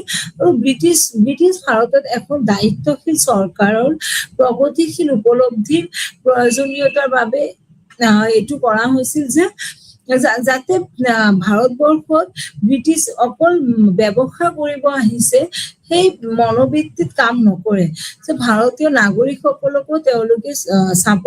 সেইবাবে তেওঁলোকক ভাৰতীয়সকলে সদায় সকিয়নি দিছিল আৰু যাৰ বাবে প্ৰস্তাৱনাৰ মনোভাৱৰ প্ৰতি সঁহাৰি জনাই সংস্কাৰসমূহ ভাৰতীয়সকল গ্ৰহণো কৰিছিল আৰু তাৰ বিৰোধিতাও কৰিছিল। আৰু এই প্ৰাদেশিক চৰকাৰসমূহ সৰ্বাধিক জনপ্ৰিয় প্ৰতিনিধিত্ব বা স্বাধীনতা প্ৰদান কৰিছিল। যিবিলাক প্ৰভিন্সিয়েল গভৰ্ণমেণ্ট আছিল তেওঁলোকক ব্ৰিটিছে কি কৰিছিল, স্বাধীন দিছিল আৰু তেওঁলোকক প্ৰতিনিধিত্ব কৰাৰ বাবেও সুযোগ দিয়া হৈছিল। আৰু ভাৰত চৰকাৰ তেতিয়াও ব্ৰিটিছৰ সংসদৰ প্ৰতি দায়বদ্ধ আছিল, কিন্তু ভাৰতীয় যিটো বিধায়নী পৰিষদখন বহল কৰা হৈছিল আৰু জনপ্ৰিয় প্ৰতিনিধিত্বৰ ক্ষেত্ৰতো অধিক গণতান্ত্ৰিক কৰা হৈছিল। আৰু এইটো হ'ল আমাৰ মৰ্লে চেমছফোৰ্ড সংস্কাৰ 1919। তাৰপিছত আৰু এখন প্ৰশাসনিক সংস্কাৰ ব্ৰিটিছ প্ৰশাসনে গ্ৰহণ কৰিছিল, যেনেকুৱা মেচিনাৰী অফ ডায়েচি এট প্ৰভিন্সেছ, প্ৰদেশসমূহত দ্বৈত শাসনৰ ব্যৱস্থা কৰা। প্ৰদেশসমূহত মানে চৰকাৰৰ সমগ্ৰ বিষয়সমূহ কেন্দ্ৰীয় আৰু প্ৰাদেশিক চৰকাৰৰ মাজত বিভক্ত কৰা হৈছিল। কেন্দ্ৰ চৰকাৰ আৰু ৰাজ্য চৰকাৰ বা প্ৰাদেশিক চৰকাৰৰ মাজত বিষয়সমূহ ভগাই দিয়া হৈছিল। অকল কেন্দ্ৰীয় চৰকাৰৰ হাততে বিষয়সমূহ ৰখা নাছিল, যিটো প্ৰশাসনিক দায়িত্ব দুটা ভাগত ভাগ কৰা হৈছিল আৰু প্ৰাদেশিক পৰ্যায়ত বিষয়সমূহৰ পুনৰ সংৰক্ষিত বা ৰিজাৰ্ভ বা হস্তান্তৰিত ট্ৰান্সফাৰ বিষয় হিচাপে বিভক্ত কৰা হৈছিল। যিটো এইটোৱে আছিল আমাৰ যাক কোৱা হয় দ্বৈত শাসন, য'ত চৰকাৰী প্ৰশাসনক সংৰক্ষিত আৰু হস্তান্তৰিত বিষয়ত বিভক্ত কৰা হৈছিল আৰু তেওঁলোকৰ সৈতে পৃথক ব্যৱহাৰো কৰা হৈছিল। সংৰক্ষিত যিটো বিষয়সমূহৰ দায়িত্ব আছিল গভৰ্ণৰৰ দ্বাৰা মনোনীত কাউন্সিলৰ সকলৰ হাতত। গভৰ্ণৰ কিন্তু ব্ৰিটিছৰ সময়ত খুব উচ্চ পদস্থ এজন প্ৰশাসনিক বিষয়া আছিল। তেওঁ কাউন্সিল সকলৰ দায়িত্ব তেওঁৰ ওপৰত আছিল আৰু হস্তান্তৰিত যিসমূহ বিষয়সমূহৰ দায়িত্ব আছিল গভৰ্ণৰৰ দ্বাৰা নিযুক্তি বা হাতত দিয়া ক্ষমতাসমূহ। আৰু দ্বৈত শাসনৰ যিটো পৰীক্ষাটো ব্ৰিটিছৰ সময়ত কিন্তু বিফলে হৈছিল, কিয়নো 1920 চনত অনুষ্ঠিত প্ৰথম নিৰ্বাচন জাতীয় কংগ্ৰেছ বৰ্জন কৰিছিল। অৱশ্যে স্থানীয় চৰকাৰ, শিক্ষা, সমাজ কল্যাণ সম্পৰ্কীয় কিছুমান ডাঙৰ সংস্কাৰো সাধন কৰা হৈছিল ব্ৰিটিছৰ সময়ত। প্ৰায় প্ৰতিখন প্ৰদেশতে মহিলাসকলক ভোটাধিকাৰ দিয়া অধিকাৰ প্ৰদান কৰা হৈছিল। দ্বৈত শাসন বিফল হৈছিল যদিও ই এখন যুক্তৰাষ্ট্ৰীয় চৰকাৰৰ দিশ দেখুৱাইছিল, যিটো এতিয়া আমি যুক্তৰাষ্ট্ৰীয় চৰকাৰ ভাৰতবৰ্ষত প্ৰচলিত হৈছে, যে ক্ষমতাসমূহ কেন্দ্ৰ আৰু ৰাজ্য চৰকাৰৰ মাজত ভাগ কৰি দিয়া হয়। আৰু ব্ৰিটিছৰ এই দ্বৈত শাসনে এটা যুক্তৰাষ্ট্ৰীয় যিটো চৰকাৰ তাৰ আমাৰ বাট দেখুৱাইছিল আৰু যিখন অধিক প্ৰতিনিধিত্বমূলক আৰু সঁহাৰিমূলক হ'ব পাৰে বুলি ব্ৰিটিছসকলে পৰিকল্পনা কৰিছিল। আৰু বৰ্তমান সময়ত হয় এই দ্বৈত শাসনৰ কাৰণে আমাৰ যিটো যুক্তৰাষ্ট্ৰীয় শাসন ব্যৱস্থা অধিক মাত্ৰাত প্ৰতিনিধিত্ব হয় আৰু সঁহাৰি লৈছে প্ৰত্যেক জনসাধাৰণে। আৰু ব্ৰিটিছৰ সময়ত চৰকাৰৰ সমগ্ৰ বিষয়সমূহ কেন্দ্ৰীয় আৰু প্ৰাদেশিক চৰকাৰৰ মাজত বিভক্ত কৰা হৈছিল যদিও কিছুমান বিষয় ৰিজাৰ্ভ আৰু ট্ৰান্সফাৰ বিষয় হিচাপে বিভক্ত কৰা হৈছিল। এইটোও আছিল দ্বৈত শাসন, য'ত চৰকাৰী প্ৰশাসনক সংৰক্ষিত আৰু হস্তান্তৰিত বিষয়ত বিভক্ত কৰা হৈছিল।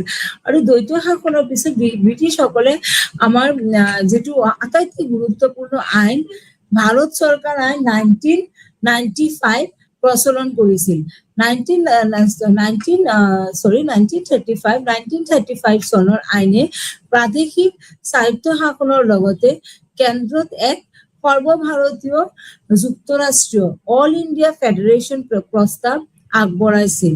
এই আইনে ভাৰতত প্ৰদেশ আৰু দেশীয় ৰাজ্যসমূহৰ বাবে এখন যুক্তৰাষ্ট্ৰৰ প্ৰস্তাৱ কৰিছিল আৰু দেশীয় ৰাজ্যসমূহৰ যুক্তৰাষ্ট্ৰ যোগদান কৰাৰ কাৰণে বিকল্প কৰি দিছিল। 1935 যি আইন, এই আইন এতিয়াও আমাৰ ভাৰতীয় সংবিধানত প্ৰচলন হৈছে। এই আইনে এখন বাইকেমাৰেল লেজিসলেচাৰ, যিটো দ্বিপক্ষীয় আইনসভাও ব্যৱস্থা কৰিছিল। নিম্ন সদন পৰোক্ষভাৱে নিৰ্বাচিত হৈছিল, আপাৰ হাউচ, লোৱাৰ হাউচ, এইখিনিও ব্ৰিটিছৰ সময়তে আমাৰ সংস্কাৰ হৈছিল। আৰু ব্ৰিটিছসকলে দেশীয় ৰাজ্য বা বিশিষ্ট শ্ৰেণীৰ মানুহসকলক প্ৰতিনিধিত্ব কৰাৰ সুবিধা দিছিল, যিটো এতিয়াও আমাৰ ৰাজ্যসভাৰ সদস্যসকলক দিয়া হয়, বিশিষ্ট ব্যক্তিসকলক প্ৰতিনিধিত্ব কৰাৰ বাবে।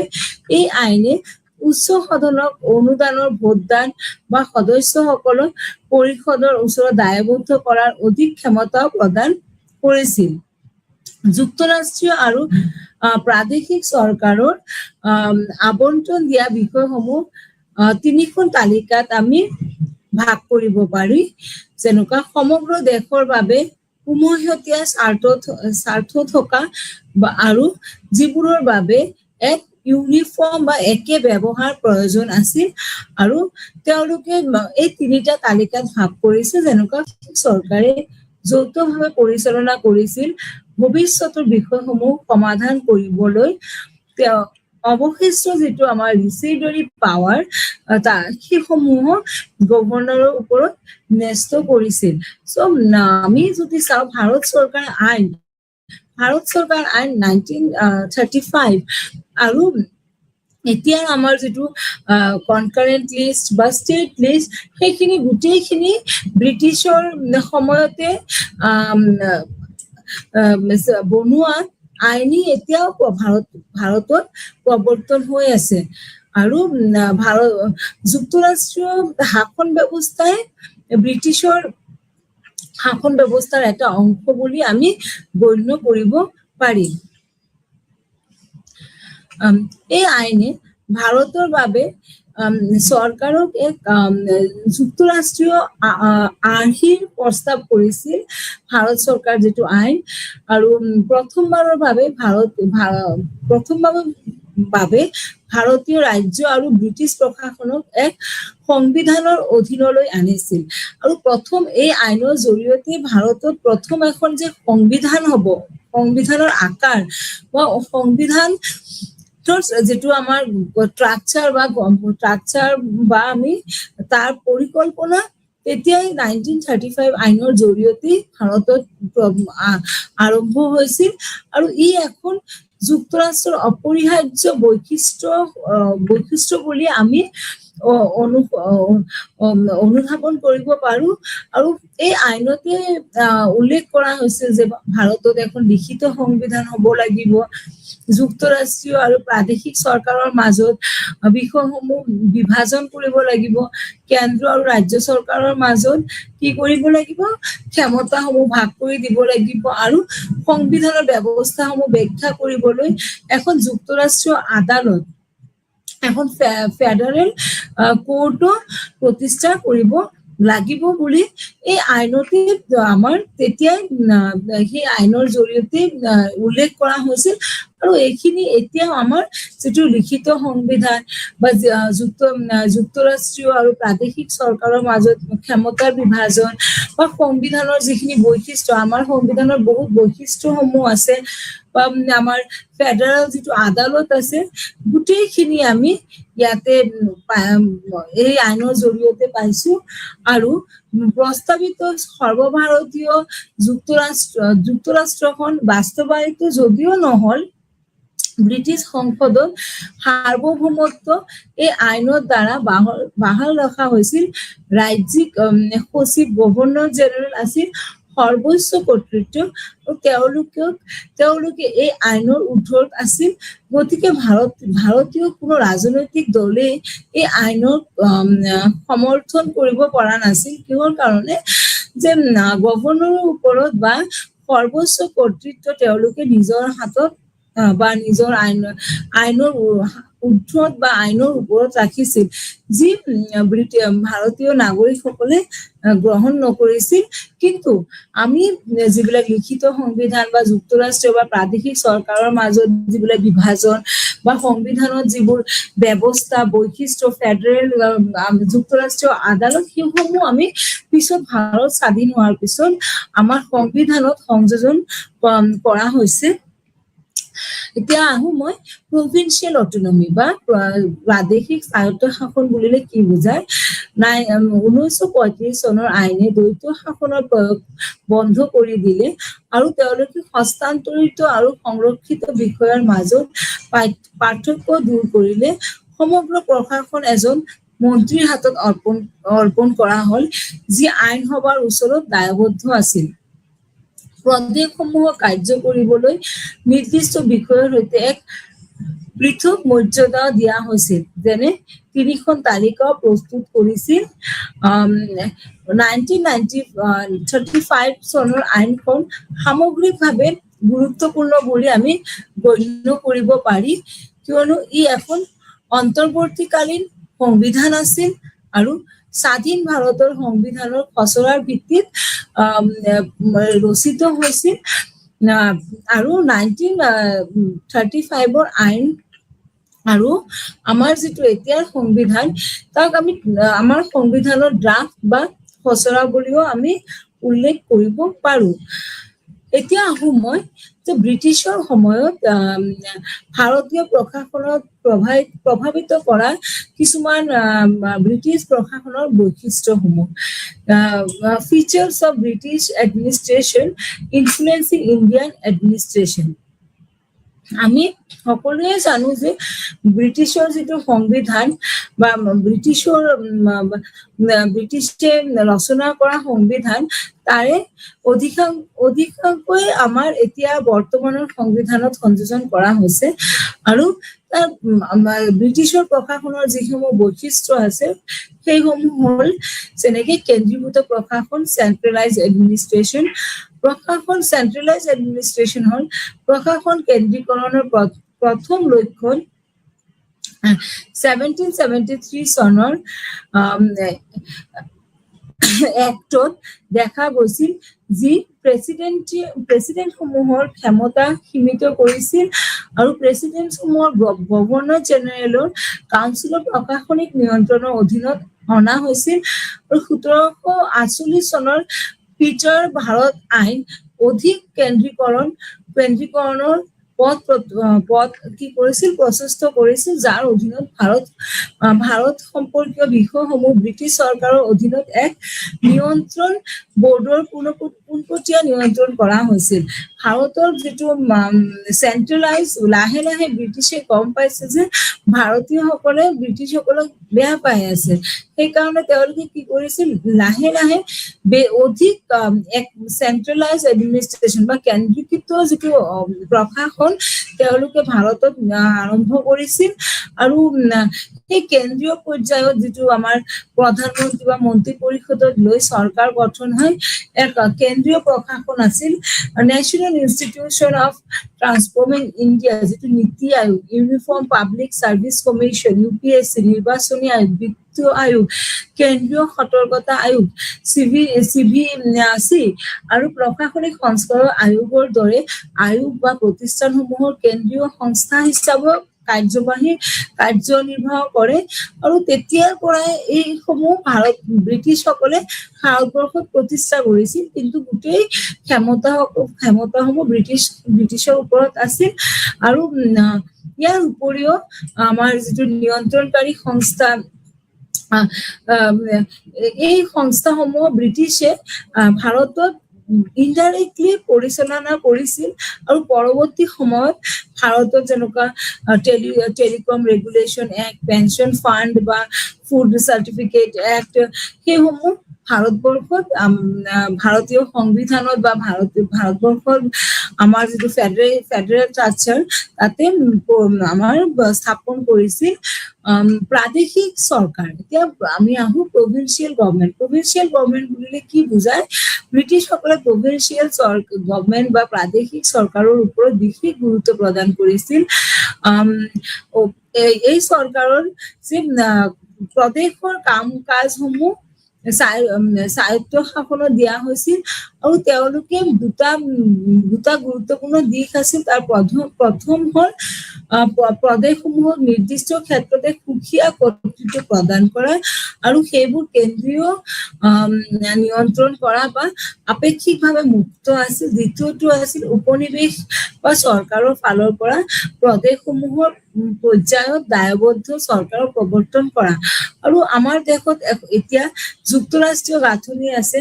কেন্দ্ৰ, ৰাজ্য বা স্থানীয় পৰ্যায়ৰ চৰকাৰসমূহক প্ৰতিটোৰ বাবে তেওঁলোকে নিৰ্ধাৰিত বিষয়সমূহৰ সন্দৰ্ভত আইন প্ৰণয়ন কৰাৰো অধিকাৰ দিছে।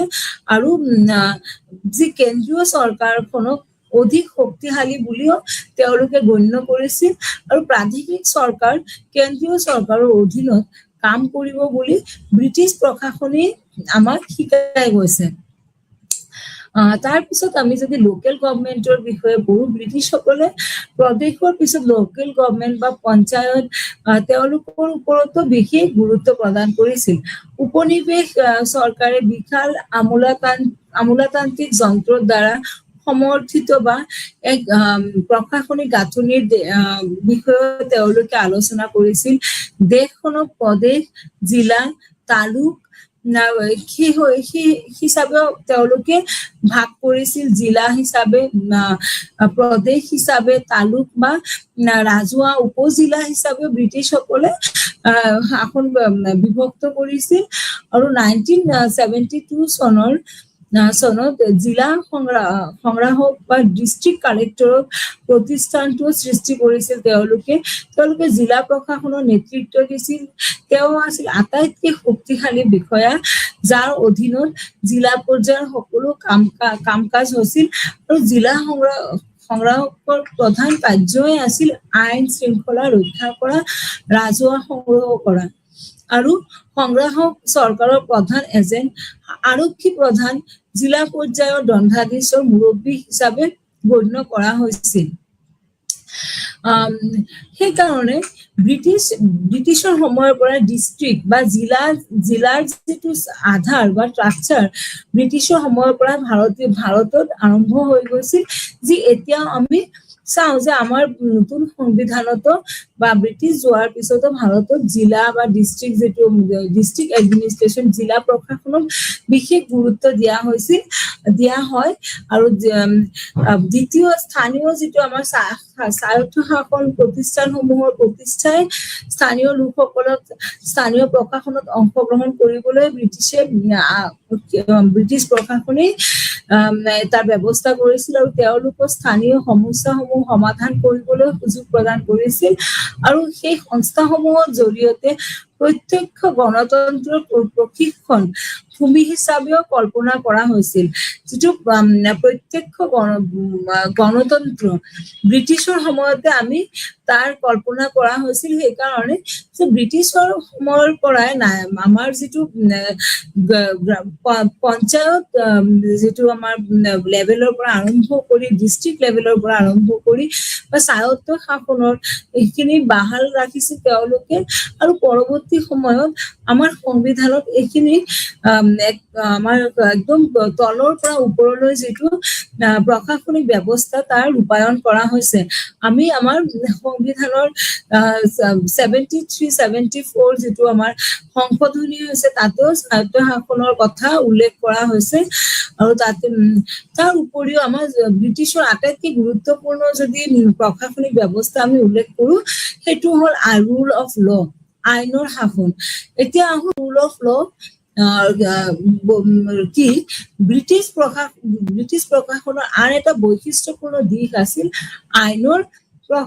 আইনৰ শাসনৰ প্ৰৱৰ্তন 19 আৰু 20 শতিকাত বিশ্বজুৰি উদাৰ ধাৰণা আৰু প্ৰতিষ্ঠানসমূহৰ প্ৰসাৰে ব্ৰিটিছসকলক আইনৰ শাসন প্ৰৱৰ্তন কৰিবলৈ অনুপ্ৰাণিত কৰিছিল আৰু তেওঁলোকে আইনসমূহক সংহিতাবদ্ধ বা কোডিফাই কৰিছিল প্ৰতিজন নাগৰিক আইনৰ চকুত সমান বুলি তেওঁলোকে গণ্য কৰিছিল ৰুল অফ ল এতিয়া আমাৰ ভাৰতবৰ্ষৰ এক প্ৰশাসনিক ব্যৱস্থাৰ এক গুৰুত্বপূৰ্ণ অংগ যে আইনৰ শাসক হিচাপে প্ৰত্যেক মানুহ আইনৰ চকুত সমান বুলি ব্ৰিটিছৰ ৰুল অফ লতে উল্লেখ কৰা হৈছিল 19 আৰু 20 শতিকাত বিশ্বজুৰি উদাৰ ধাৰণা আৰু প্ৰতিষ্ঠানসমূহৰ প্ৰসাৰে ব্ৰিটিছসকলৰ আইনৰ শাসন প্ৰৱৰ্তন কৰিছিল আৰু ভাৰতত এখন স্বতন্ত্ৰ ন্যায়পালিকা আছে ন্যায়িক ব্যৱস্থা উচ্চতম ন্যায়ালয় বা সৰ্বোচ্চ কৰ্তৃত্ব হ'ব ব্ৰিটিছৰ সময়তে তাৰ আলোচনা কৰা হৈছিল প্ৰতিখন ৰাজ্যতে উচ্চ ন্যায়ালয় আছে তাৰপিছত দিৱানী ফৌজদাৰী গোচৰৰ বাবে পৃথক জিলা সত্ৰ আদালত বা ডিষ্ট্ৰিক্ট বা সেশন কোৰ্ট পৰিচালিত হয় আইনৰ শাসন দৃঢ়ভাৱে অনুসৰণ কৰা হয় উচ্চ আদালতসমূহে আপিল কৰ্তৃপক্ষ হিচাপেও কাম কৰাৰ ব্যৱস্থা আছে সো আমি যদি ৰুল অফ ল বা আইনৰ চকুত সমান বা আইনৰ শাসন বিস্তৃতভাৱে আলোচনা কৰো তেতিয়া আমি ক'ব পাৰো যে ব্ৰিটিছৰ যিটো শাসন ব্যৱস্থা যিটো আইনী ব্যৱস্থা ভাৰতীয় আইনী ব্যৱস্থাৰ তাৰ বিশেষ পৰিৱৰ্তন হোৱা নাই rule of law Supreme Court High Court বা আমাৰ ডিষ্ট্ৰিক্ট কোৰ্ট সেশন কোৰ্ট সকলো এতিয়াও আমাৰ আইনী ব্যৱস্থাৰ এক অবিচ্ছেদ্য অংগ আৰু আইনৰ চকুত যে সকলো সমান এইখিনিও আমাৰ এতিয়াও প্ৰৱৰ্তন হৈ আছে সো আইনৰ শাসনৰ যিটো ব্ৰিটিছে প্ৰৱৰ্তন কৰিছিল সি ভাৰতীয় আইনৰ এক গুৰুত্বপূৰ্ণ অংশ সো উচ্চ আদালতসমূহত যে আমি আপিল কৰিব পাৰো সেই ব্যৱস্থাটো এতিয়াও আমাৰ ভাৰতীয় আইনী ব্যৱস্থাত আছে চিভিল সার্ভিস রুল অফ লর পিছত আৰু এটা গুৰুত্বপূৰ্ণ অংশ হ'ল ব্ৰিটিছৰ শাসন ব্যৱস্থাৰ সময়ত প্ৰৱৰ্তন কৰা সেইটো হ'ল অসামৰিক সেৱা বা চিভিল সার্ভিস প্ৰশাসনৰ দক্ষতা অৰ্জনৰ উদ্দেশ্যে ভাৰতীয় অসামৰিক সেৱা সৃষ্টি কৰা হৈছিল ইয়াক এক উচ্চ বৃত্তি প্ৰদত্ত প্ৰশিক্ষণপ্ৰাপ্ত অসামৰিক সেৱা বুলি গণ্য কৰা হৈছিল সেই সেৱাৰ সদস্যসকলক ভাৰতত ব্ৰিটিছ ক্ষমতাৰ মূল সাৰাংশ আছিল মুকলি প্ৰতিযোগিতামূলক পৰীক্ষাৰ জৰিয়তে এই সেৱাৰ নিযুক্তি কৰা হৈছিল সেই সেৱাসমূহৰ নিযুক্তিৰ বাবে প্ৰতিযোগিতামূলক পৰীক্ষা পৰিচালনা কৰা হৈছিল 1926 চনত ফেডাৰেল পাব্লিক সাৰ্ভিস কমিশন গঠন কৰা হয় অসামৰিক সেৱা বা চিভিল সার্ভিস বা এতিয়া তাৰ পৰিৱৰ্তন হৈ তাৰ নাম দিয়া হৈছে UPSC union public service commission সেই ব্ৰিটিছে ভাৰতবৰ্ষত সেই সেৱাৰ প্ৰৱৰ্তন কৰে আৰু ব্ৰিটিছে কিয় কৰিছিল যে প্ৰশাসনিক বিষয়াসকল কি হ'ব লাগে দক্ষ হ'ব লাগে আৰু তেওঁলোকে প্ৰফেশ্যনেল হ'ব লাগে, মানে প্ৰশিক্ষণ প্ৰাপ্ত হ'ব লাগে। আৰু সেইবাবে ব্ৰিটিছে বাছনি কৰিছিল পৰীক্ষাৰ জৰিয়তে, প্ৰশাসনিক পৰীক্ষাৰ জৰিয়তে নিযুক্তি দিছিল ব্যক্তিসকলক, আৰু যাতে এজন দক্ষ আৰু কৰ্ম উপযোগী মানুহ প্ৰশাসনিক ব্যৱস্থাত আহিব পাৰে।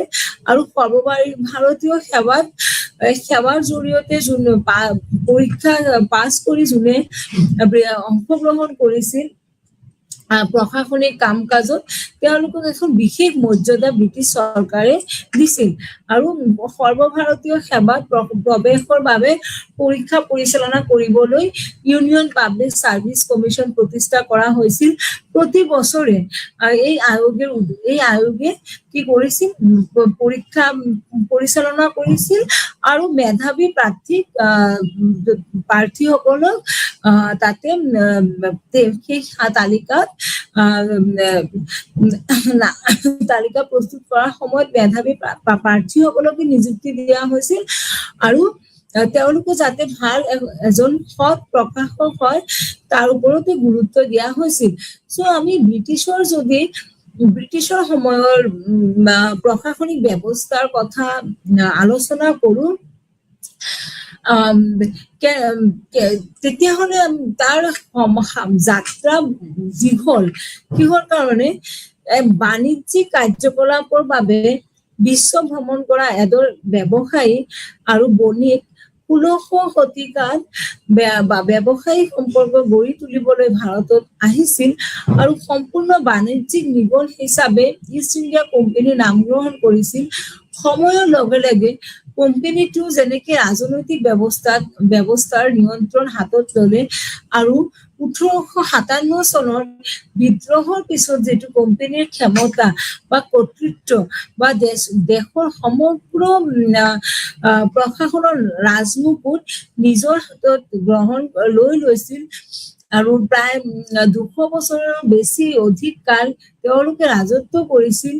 আৰু সেই ব্ৰিটিছে অকল ৰাজত্ব ভাৰতবৰ্ষত কৰা নাছিলে, তেওঁলোকে বহুত প্ৰত্যাহ্বানৰ সন্মুখীন হৈছিল। কিয়নো সেই সময়ত আমাৰ স্বাধীনতা আন্দোলন ভাৰতত আৰম্ভ হৈছিল। সেই আন্দোলনৰ মাজেৰে তেওঁলোকে কিছুমান বিশেষ আইন ভাৰতত প্ৰচলন কৰিছিল। মই আগতেও তোমালোকক কৈছো যে ব্ৰিটিছ চৰকাৰে 1858 পৰা 1935 চনলৈকে ইয়াৰ শাসন কালত 1861 পৰা 1892 চনৰ ভাৰতীয় পৰিষদ আইন, 1909 চনৰ মৰ্লে মিণ্টো সংস্কাৰ, 1919 চনৰ মন্টেগু চেমস্ফৰ্ড সংস্কাৰ বা 1935 চনৰ ভাৰত চৰকাৰ আইনৰ ৰূপত যিটো সংস্কাৰ আৰম্ভ কৰিছিল, সেই সংস্কাৰসমূহৰ জৰিয়তে ভাৰতীয় সংবিধান প্ৰণেতাসকল সংবিধান ৰচনা কৰিবলৈ তেওঁলোকৰ বহুত সহায় হৈছিল। কিয়নো সংবিধান আমাৰ ভাৰত যেতিয়া আমি গণতান্ত্ৰিক শাসন ব্যৱস্থা বিচাৰিছিলো ব্ৰিটিছৰ পৰা, তেতিয়া সংবিধান প্ৰস্তুত কৰা বহুত ডাঙৰ এটা প্ৰত্যাহ্বান আছিল।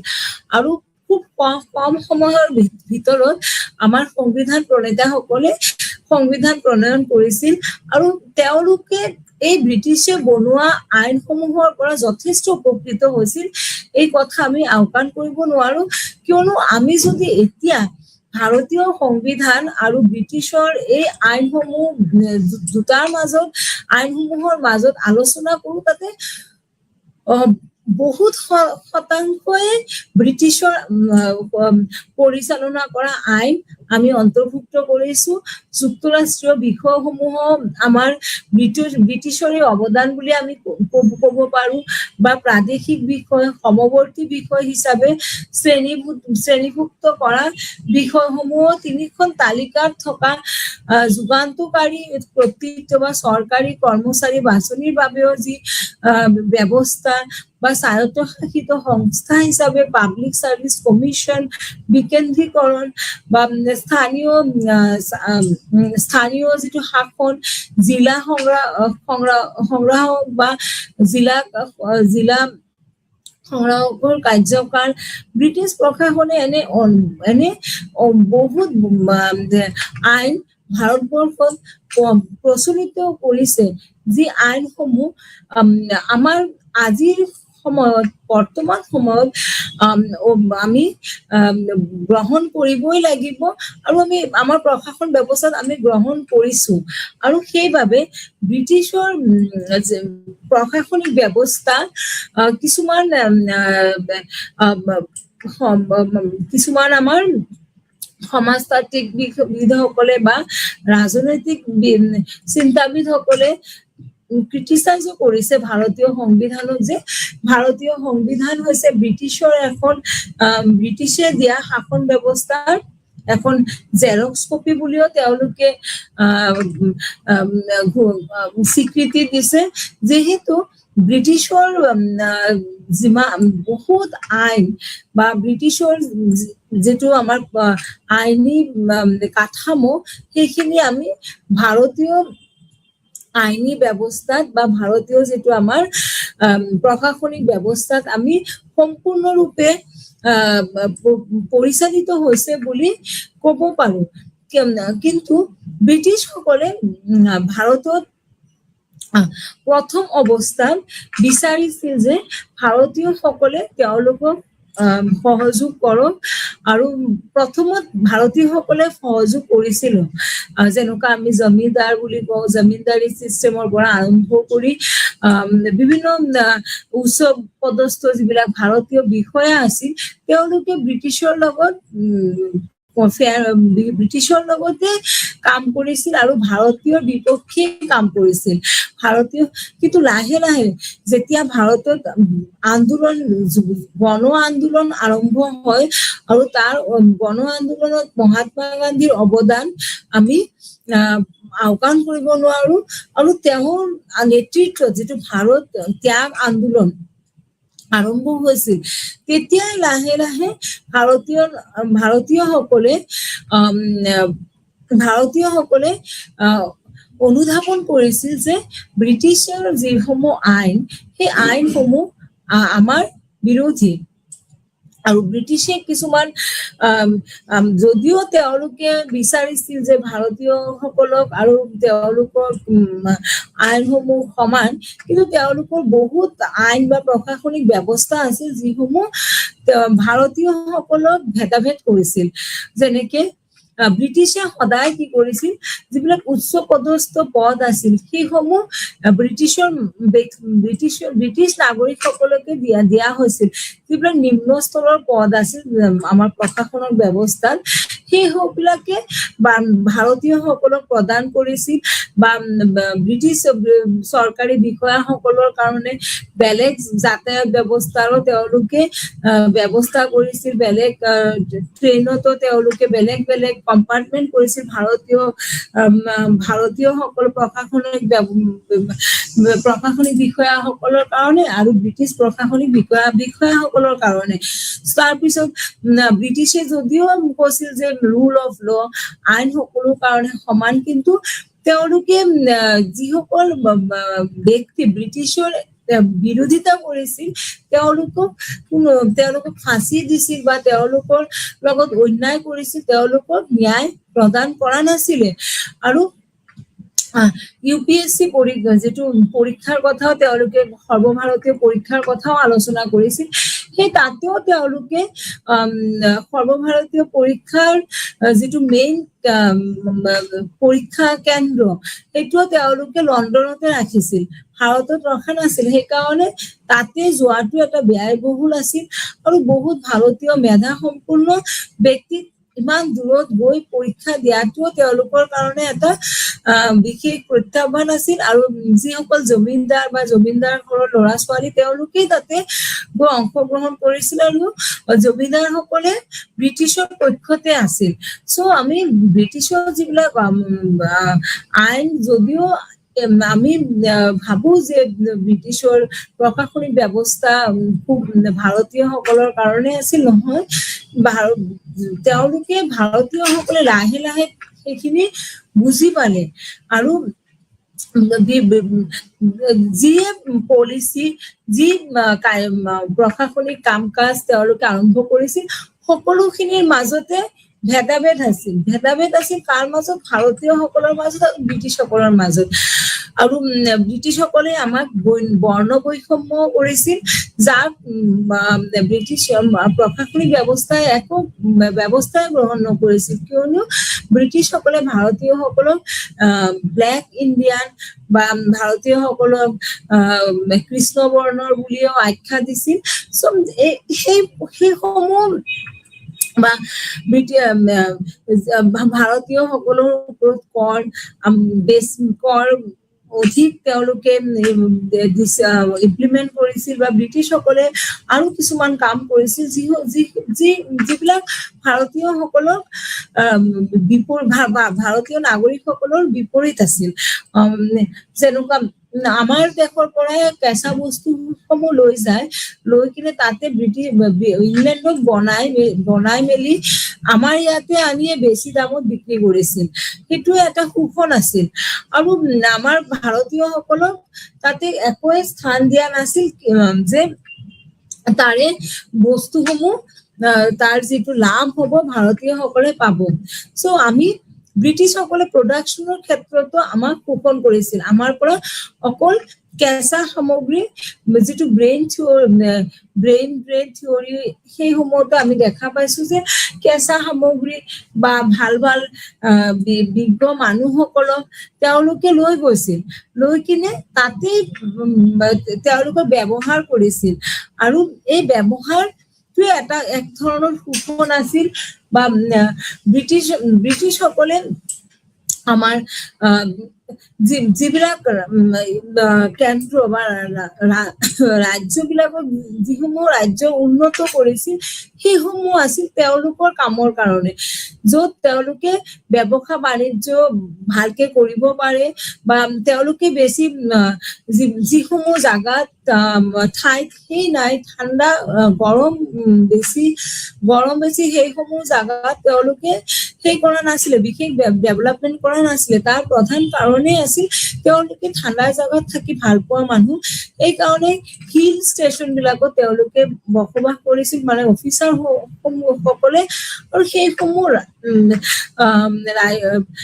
ৰাজ্যসমূহ তেওঁলোকে উন্নত কৰিছিল সেইসমূহ ব্ৰিটিছে যদি আমি ডেভেলপমেন্টটো চাওঁ অভাৰঅল ডেভেলপমেন্ট তেওঁলোকে কৰা নাছিলে অভাৰঅল ইমান বছৰ থাকিও তেওঁলোকে বিকাশ কৰাৰ তেওঁলোকৰ মনোবৃত্তি সেইকাৰণে নাছিল কিয় তেওঁলোকে অকল ইয়াৰ পৰা বিজনেছ কৰিছিল ইয়াৰ পৰা কেঁচা সামগ্ৰী লৈ গৈছিল বিদেশত গৈ তেওঁলোকে তাতে মেনুফেকচাৰ কৰি বেছি দামত বিক্ৰী কৰিব পাৰে সেইকাৰণে আমি ব্ৰিটিছৰ শাসন ব্যৱস্থা গ্ৰহণ নকৰাৰ কাৰণে ব্ৰিটিছ 1947ত ভাৰত ত্যাগ কৰি যাব লগা হৈছে আৰু ভাৰত যোৱাৰ লগে লগে আমাৰ এখন নতুন সংবিধান প্ৰৱৰ্তন হৈছে আৰু সেই সংবিধানৰ জৰিয়তে বৰ্তমান যে আমি ডেমক্ৰেসি বা গণতান্ত্ৰিক শাসন ব্যৱস্থা প্ৰৱৰ্তন কৰিছো